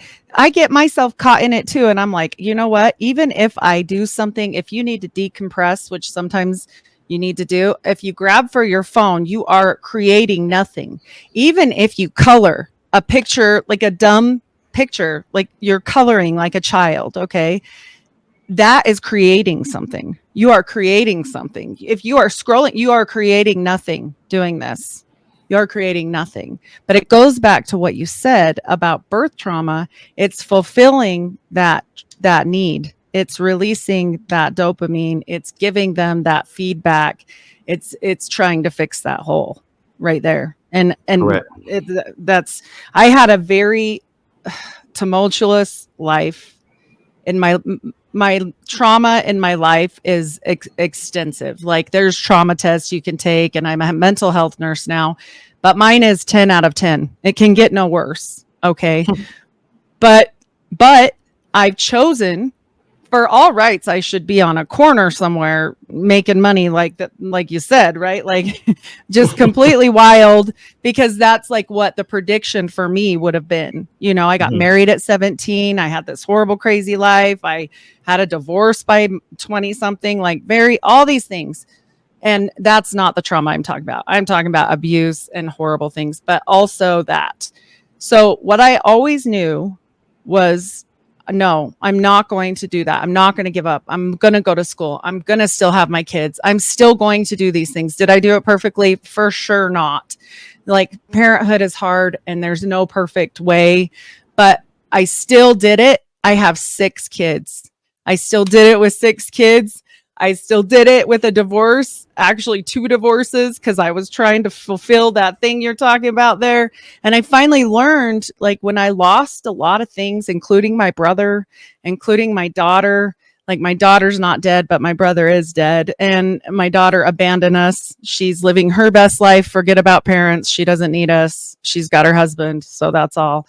And it's been 5 years. And when that happened to me, I did exactly what you said. I went inside myself. I mourned like crazy, and it's not like me. I'm usually like, yep, that happened. Let's go do this now, because I'm just not going to stay down. And I studied the Bible, and I studied it for myself. I just read, and I researched, and I journaled, and I went through my feelings, and it changed me. It did. And I don't know. It's very strange. And like, everything changed in how I am now. Do I still slip up? For sure. Like I yelled too much. I was taught violence. It's not a good habit. We have to continually work on ourselves, but everything else has really been modified in my life. And you can't just give up, and you can't just fill it with crap. Like you're not going to get anywhere. So I don't know. No, That's my rant. That's my little rant.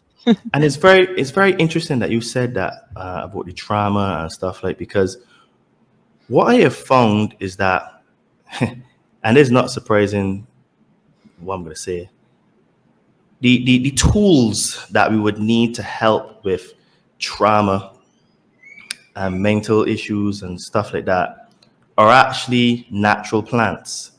And this is why homeopathic and holistic doctors have been purged in society.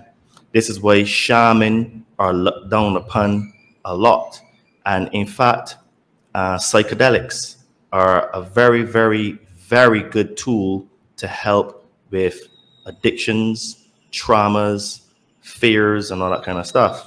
And I was introduced to psychedelics for the first time 4 years ago, and it has completely changed my life in terms of how I think, what I believe is real, and it's helped me overcome a lot of fears and traumas. And fun fact for you, in the United States and in Europe, psychedelics are illegal. So things like ayahuasca. Ayahuasca is a plant medicine. It comes from 2 trees and is brewed by a shaman. And when you drink it, you have to do it in a ceremonial situation, because we're dealing with the spirit world. And while people may say, oh, that's all woo-woo, and I assure you that it's not, because fun fact for you, a human being can only see 0.00005% of all light. And when you take psychedelics, you allow more light to come in because it activates the pineal gland, right? And the pineal gland is responsible for spiritual understanding and perception. And psychedelics have different components, but for example, ayahuasca has DMT in it. Now, the most DMT is released in the body at childbirth and at death. So we have DMT receptors in our brain, just like we have cannabinoid receptors in the brain, which is why the cannabis plant was actually made illegal. It was bastardized, taught badly about, because it is a holistic plant. Because when the British went to China, the Chinese were using the cannabis plant as ropes for their ships. And these ropes were thinner and a lot stronger and would last a lot longer, right? So that's just one example. The cannabis plant can be used to make bags, clothes. And in fact, the reason why one of the main pushes for getting cannabis illegal was because the clothes are superior. And the cotton industry came out of slavery. And cotton is an inferior material and fabric to the cannabis.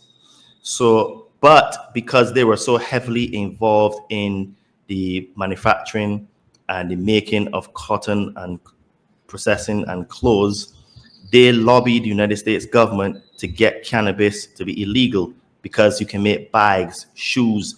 Don't even get into the medicinal parts of CBD and Parkinson's disease, glaucoma, etc. Don't even put that in. Then you realize it's a big conspiracy. Then, so again, back to psychedelics, you have DMT receptors in your brain. What ayahuasca does is that it allows the DMT to go into the body, because if you were to try to take normal DMT, nothing would happen.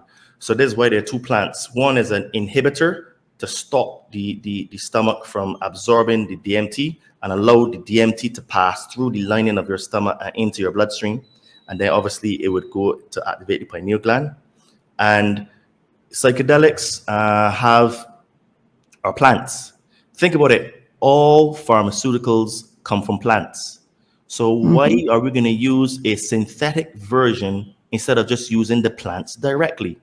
The plants, you can Google how many plants are actually medicinal, that they absorb, that they take that. But you're right, it's all fake now, because Rockefeller, and that's a whole, but anyway, that's a whole different story. Yeah. But you're right. So they can Google that. Yeah. Yeah. So when you have a plant like ayahuasca now that activates the sixth chakra, which is the pineal gland, which is your gland for perception, and you get more light to come into your body, you actually see things from the other side of the veil. And I remember I did one ceremony once, and it was a powerful one, to be honest. And the shaman said to me, "Welcome to the other side of the veil." And I was like, damn, right? And so you have loads of other medicines like mushrooms, which has in psilocybin, which is also very good for that kind of stuff, confronting fears and traumas. And you can actually do like microdosing. Microdosing is good because it can help with some regeneration of nerves and neurons in the brain. Because what it is that we know that you can destroy neurons and you can create neurons. And the psilocybin in the mushrooms helps the brain to produce more neurons and create new pathways for your neurons. So if you are doing positive things like exercise, you're trying out new things, you're creating new neurons in the brain, and things like psilocybin or mushrooms or microdosing is very, very good for that, right? And I'm actually involved even in a company now that does microdosing.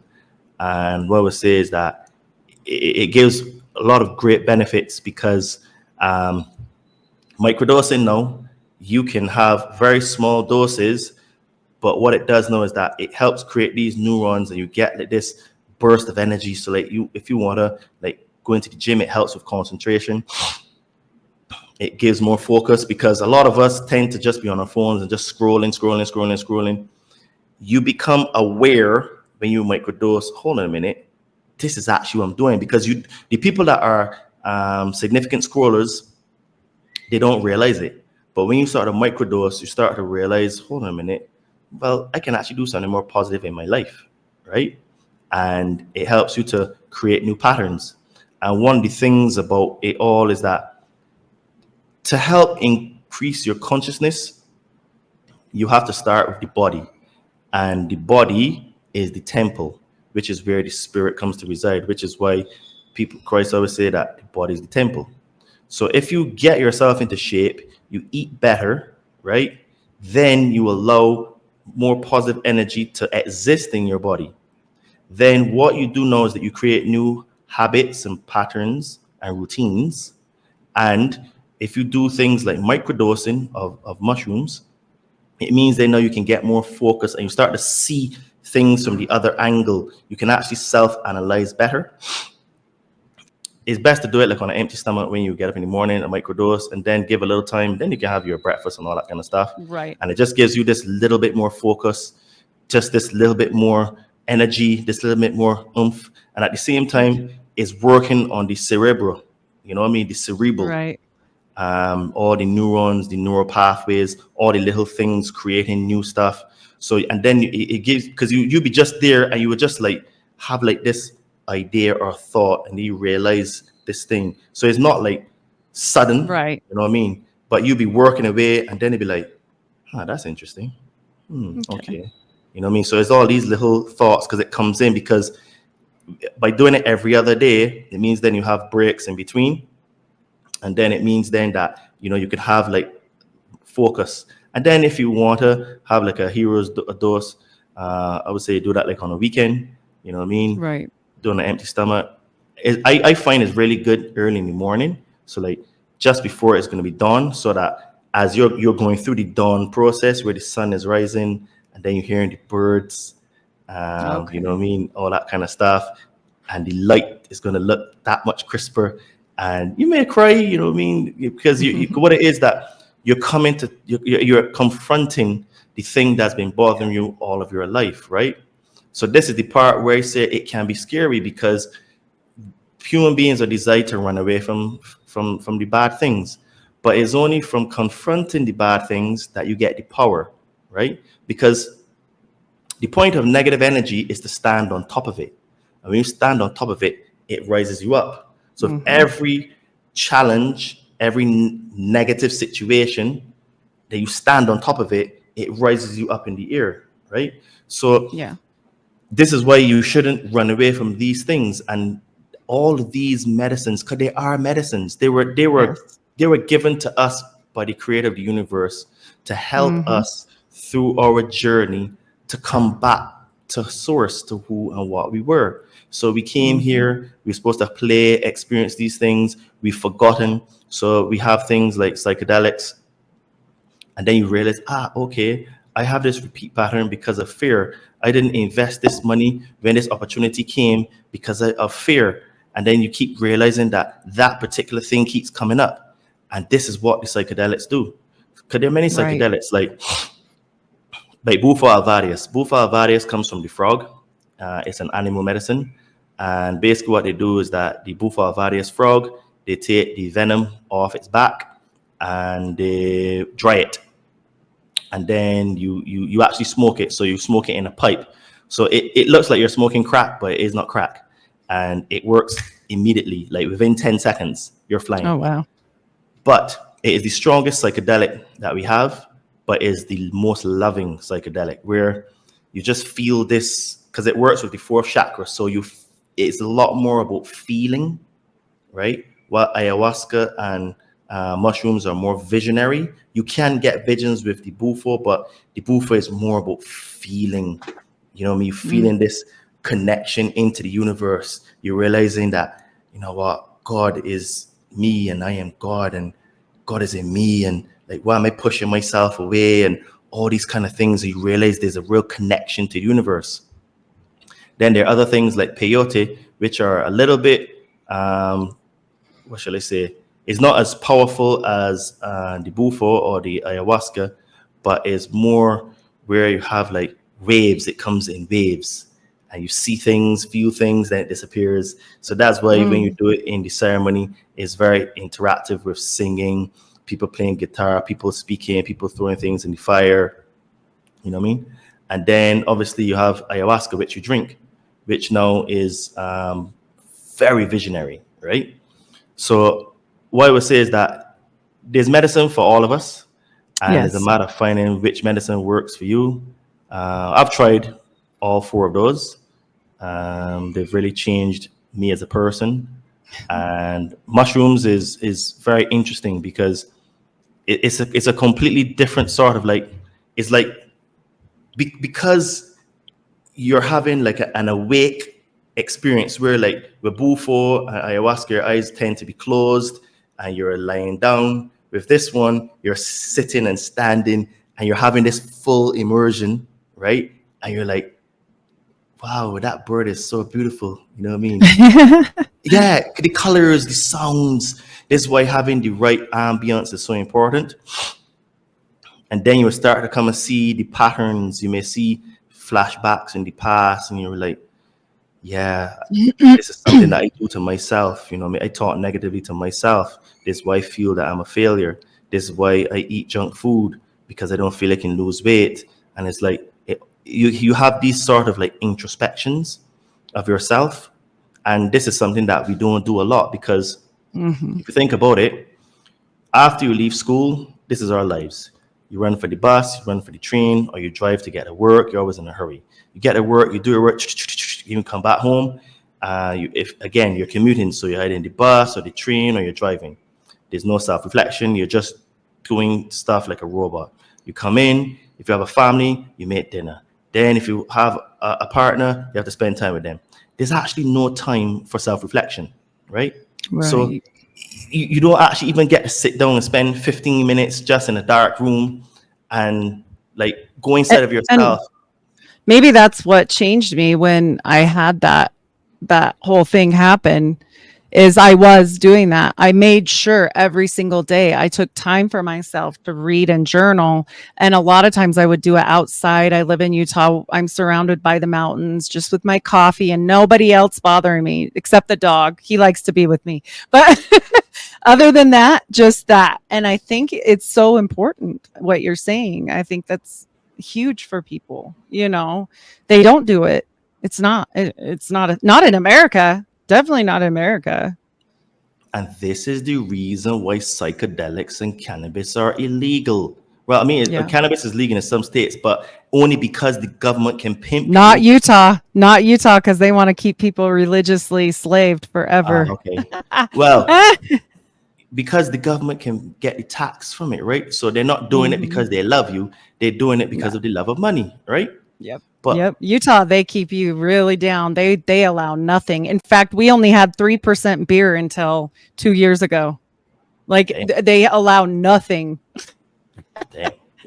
Yeah, I know. It's But weird. all of this is by design to keep your consciousness down, because Yeah. the medicine, especially things like mushrooms, they open your perception to reality, or what is reality. And when you realize, hold on a minute, life is a lot more than what I actually think it is. It's a problem for the system, because the system will break, because we will stop partaking in the system, right? And this is one of the things that I really like about the microdosing of mushrooms, because you can have the medicinal benefits, the cerebral benefits, and you can have the mental benefits of self-reflection, but still able to function and go to work and do stuff, because the dosage is so small, right, that you can function.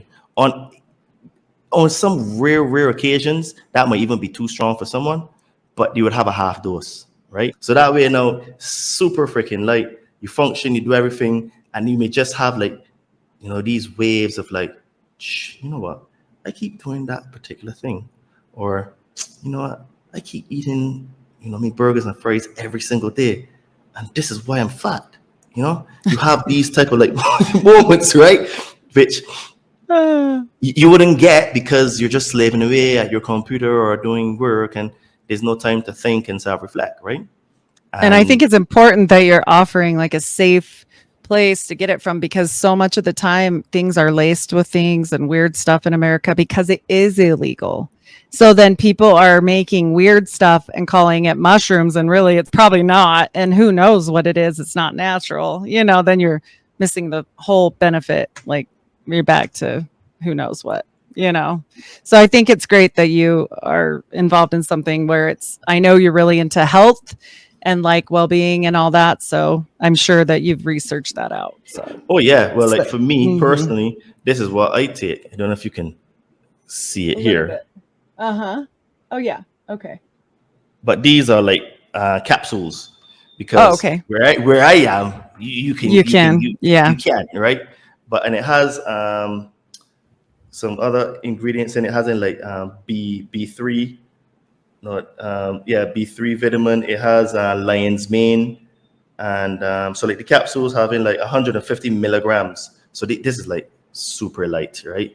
150 milligrams of the psilocybin, 150 milligrams of lion's mane, and then 120 grams of vitamin B. This is great. I think this is legit. Good information too, because even Cat Williams on that was talking about medication, and I'm like, yeah, this is why you see these superstars. And I think some of them obviously some go too far because they die, but also it's because they still haven't dealt with whatever they're all the money, all the women, all the men, all the whatever you want in life is never going to feel whatever. You've got to work through it. Like what you're saying, this is Correct. important, because if you rise, and sometimes it happens too quickly for people, and they get everything and they had nothing. And now they're like, oh, I'm at the top of my game. But then where do you go from there? If that's all you ever strived for in your life, that's why they're so sad. I mean, you see these suicides or overdoses, and they just get too far, but they never go through, like you're saying, go through it. You've got to go through it. So I think this is valuable.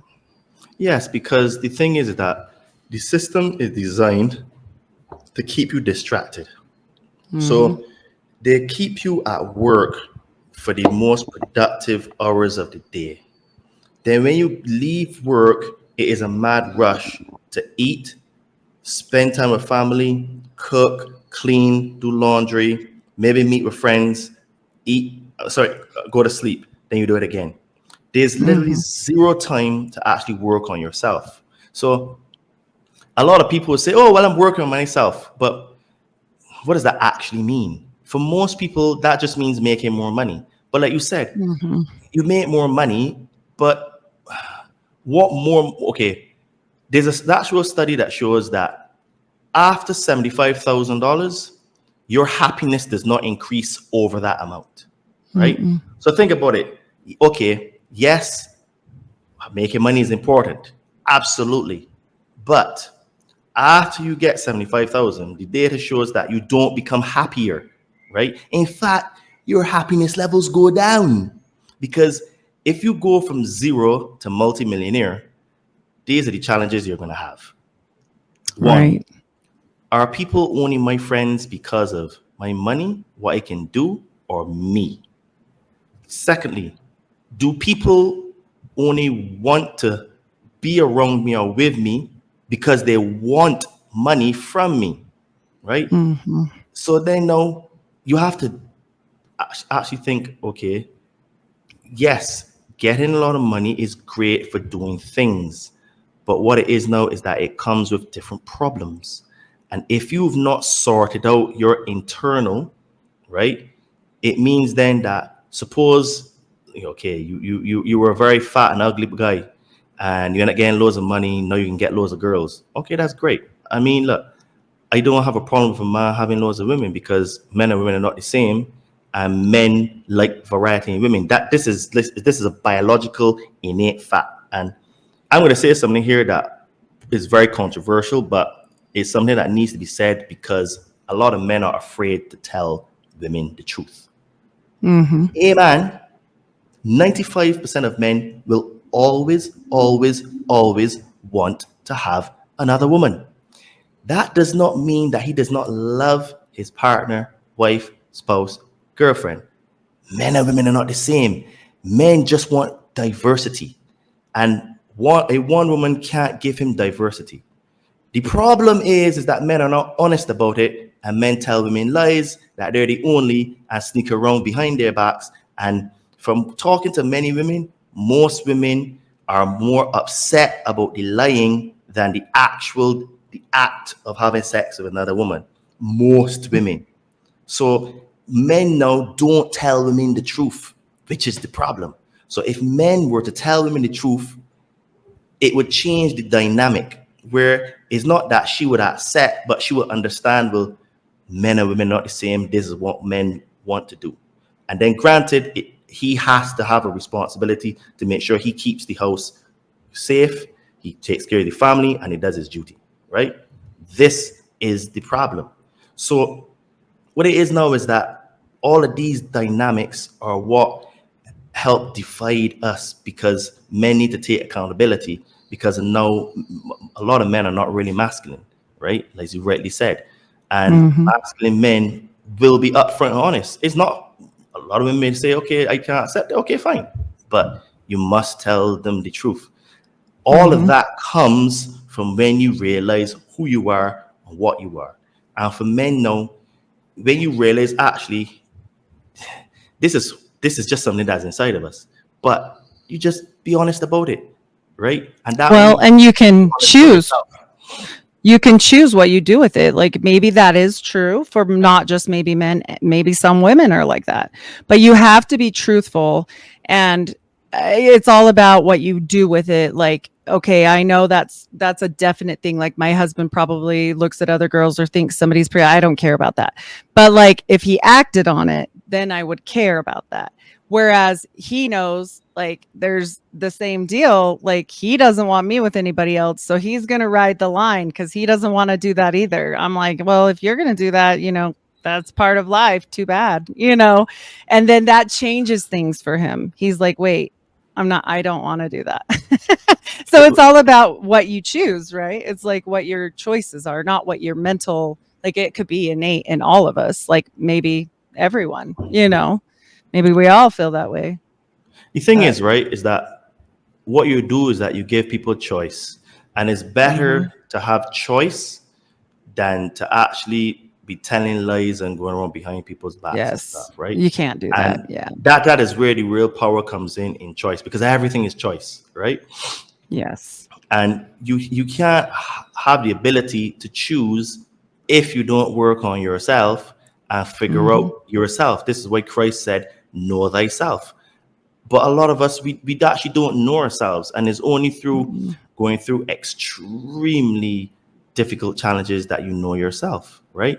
But instead of waiting till you have extremely difficult challenges to go through to know yourself, you can start by working on yourself in your own time at your own pace. But one of the things that is super key is to get the body in shape, feed the body good food, and then from there now your mindset would improve. And when your mindset improves, your physique improves. And when those two things get together, then you open up your spirit, right? Yeah. And then things like the medicine helps to nurture that spirit inside of you, because there are a lot of subconscious programs that we're running in the back of our head. Because our subconscious is like a giant computer that just keeps constantly working. Even when we're sleeping, our subconscious is working. It's working. But because it's working like that, we have to be careful the information we put in it. And then things that are like the medicine, which is one of the things I really like about mushrooms and microdosing, is that it can help you get access to that part of your brain, but in a way that you can still function, and it will come into you gradually where you're still functioning, doing your things, but you will start to realize, well, yeah, man, I'm a lazy person, man. I really need to get my backside up and do something, right? Because instead of like feeling so sorry for yourself that, yeah, I'm fat, I'm not attractive, I can't get a girlfriend, I can't get a boyfriend, you start to realize, hold on a minute, I'm actually doing this, right? And then now you will start to realize, well, where is this coming from? It's coming from a fear of something. And then this is how the medicine works, where you get access to these other parts of your brain and to these parts of your subconscious, and to see the fears, well, actually it's from this. Then you heal that. Once you heal that thing, then you can realize you will get much growth. And then, and it never stops. It's almost infinite until you become completely realization of your God self, which is what becoming the Christ is. So you're both perfectly male and female. Right. You're soft as a dove, white as a serpent, and you're both strong and also very empathetic at the same time. So you know what situation requires what energy, and that's what really becoming the Christ is about understanding how to use what side for which situation to get a positive result, right? But it's a process where the way I see it is that you go through the body, right? So this is why I am a fitness trainer. I'm an online fitness trainer, and I help spiritually inclined people burn fat and build muscle. And there's also a reason why I am associated with the microdosing and mushrooms, because that is the other element that works with you. Right. Because you are a mind, body, spirit complex, which means you have to work on all three aspects. It's like a stool with three legs. If you take away one leg, the stool will fall down. So by working on all three, so your body, getting into shape, doing some physical activity. Fun fact for you, pre-1900s, they used to prescribe exercise for people when they have sickness or mental problems, right? Yep. Now they just give us drugs. Now, things with the medicine now, it can help with things like addiction to hard drugs. Then it can also help with anxiety, also with, it has like a lot of neurological benefits as well. Then now you look at what you eat. Try to get naturally produced food, or best is organic, right? Then what it is now is that you need to cut out things like seed oils. All seed oils are bad. So you need to be using things like ghee and coconut oil, and only olive oil for salads. Because the thing is that olive oil is a very light oil. So when you cook olive oil, you actually burn the oil and you destroy all the properties in the oil. So, and it can be carcinogenic, right? So you have to have heavier oils like fat, like those old lards that our grandparents used to use. Those were the best stuff to fry in, because it's pure fat and the body needs fat, because fat is important for both men and women. Fat is very important for testosterone, which is why one of the reasons why men have low testosterone. Yes. And then fat is also for the estrogen for women, which is an important hormone for the regulation of a woman. Yes. So Because if you don't have enough fat, you cannot absorb the hormone no matter how much you take. Just so people know. Like it's Correct. impossibility. Mm-hmm. So this is why we have infertility issues on both sides, both men and women, and it's to do with our nutrition, right? Mm-hmm. Then you have to do physical exercise to get the body to move, because Yes. the body gets weak if the body doesn't move. And the system is designed to not make it easy for you to make the body to move. So you're actually getting weaker, and you're becoming a non-playable character in the matrix by actually not getting your backside up and do some exercise. This is and even if you're hurt, like I've had back surgery, I've had cancer, I've had all these problems, but even when I was hurt or pregnant or whatever, you can do certain things. You can modify your workout. Right now, my workouts are really, really, really focused on stretching, because my back and my sciatic is causing me a lot of problems. So this is what I'm doing. But guess what? I haven't gained any weight doing that. Changing from my cardio weight training to this, it actually stayed. Now I haven't lost, but it's stabled while I've had to go through this problem, because muscle memory is some, but also because it's still moving. Get moving. Like the dopamine's still released. That whole like I'm going to go do this for myself. And it seems really selfish. As a mom, I get the mom guilt. Like I should be doing this, I should be doing that. But really, if you're not taking care of yourself, you're not going to feel good to be present for your kids anyway. So you may as well take the 45 minutes to an hour. It's not that long. It's really not. Yeah. And this is what I tell the girls that I coach and that also have families. I say, look, you have to think of yourself as like a bank account. And if you keep withdrawing money from your bank account, i.e. serving others, eventually that bank account is going to go to zero and go into overdraft, which means you're in the red. So what happens when it goes into the red? It means then you can't pay bills, you can't do anything. So if you keep taking out of you, serving others, then eventually you won't be able to serve them, because you'll be dead or have a mental breakdown or become sick or become incapacitated, right? Yes. So what you need to do is you keep putting into that bank account, which is yourself, invest in yourself, i.e. get in shape, eat better, work on your spiritual side, right? All of these things you're putting back inside of you, because then you can give it to others. Because listen to this, people, you can't give someone something that you don't already have. So if you have no love inside of you, you can't give love to another person. It's impossible.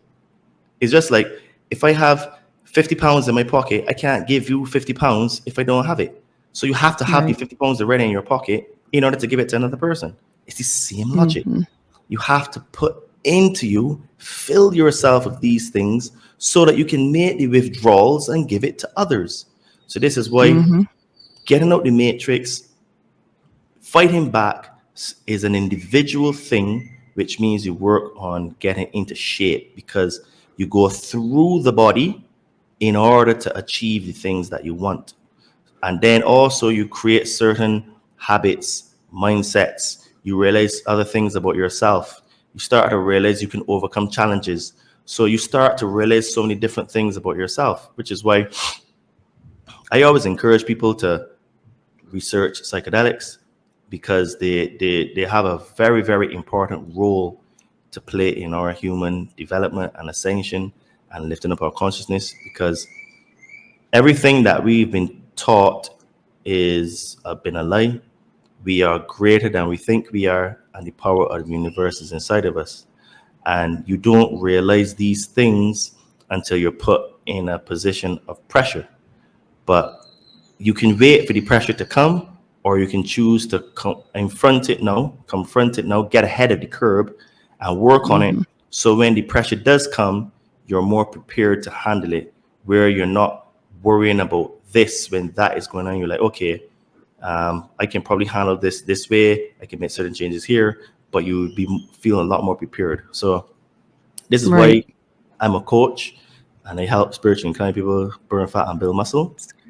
And if my message today resonates with anyone, you want to get into shape, you can find me on Instagram at Adriano_246, or my name Todd Cave on Facebook, and just send me a DM, say that you listen to me on Heidi Luv show, and yeah, we can have a chat, because I'm on a mission to help as many people as I can, because the truth is that we have a lot stacked against us, and what's to come is going to be extremely hard, and we need each other, and we need to start supporting people who work to help humanity and take the money out of the hands of the people that don't have humanity's interests at heart.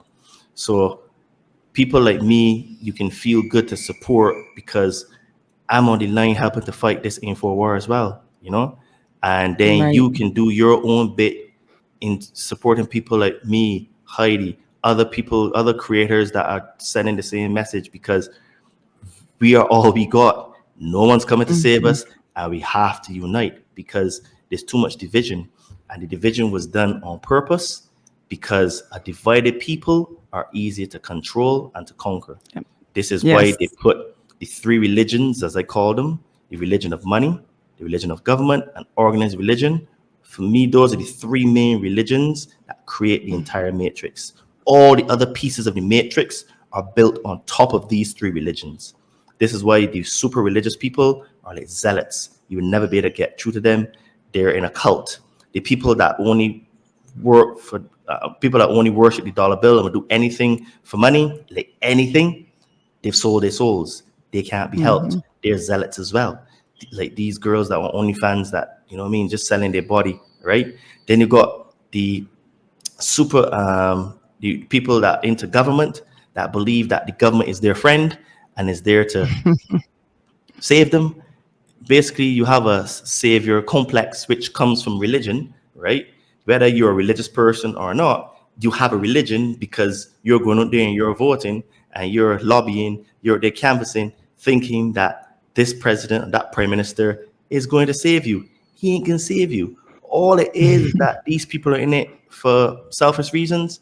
And even if they're in it to help, when they get in, they realize that they can't do anything. Their hands are tied.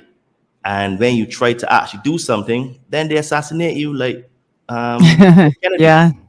You know what I mean? Like, a lot of people don't really know, but the main reason why he was assassinated, in my humble opinion, is because he actually had the gold-backed, the silver-backed currency, the greenbacks.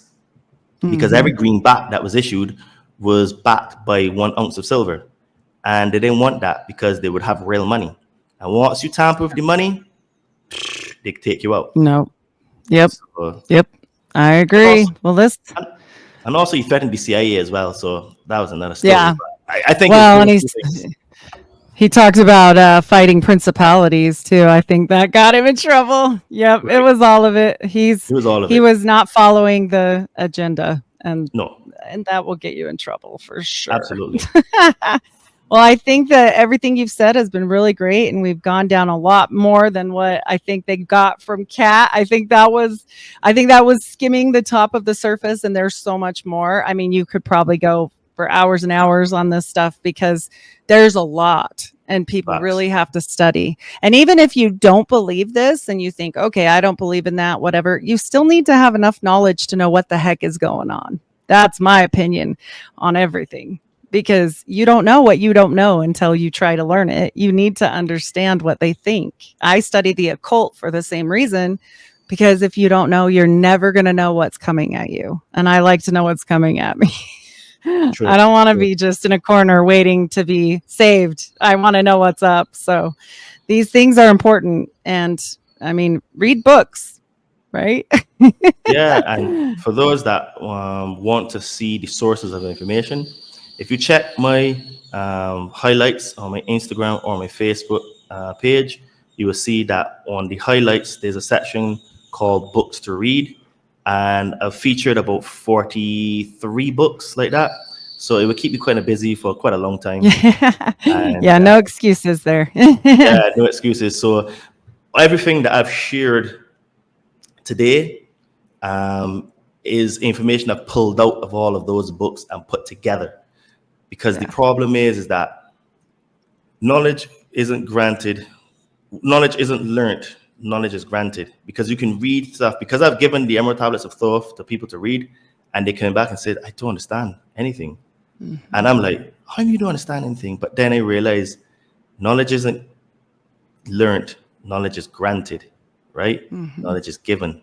So this is why I am able, my understanding and my ability to piece the information is the ability that has been given to me and for me to use, to help, to share, and to touch, move, and inspire people to go on their own journey.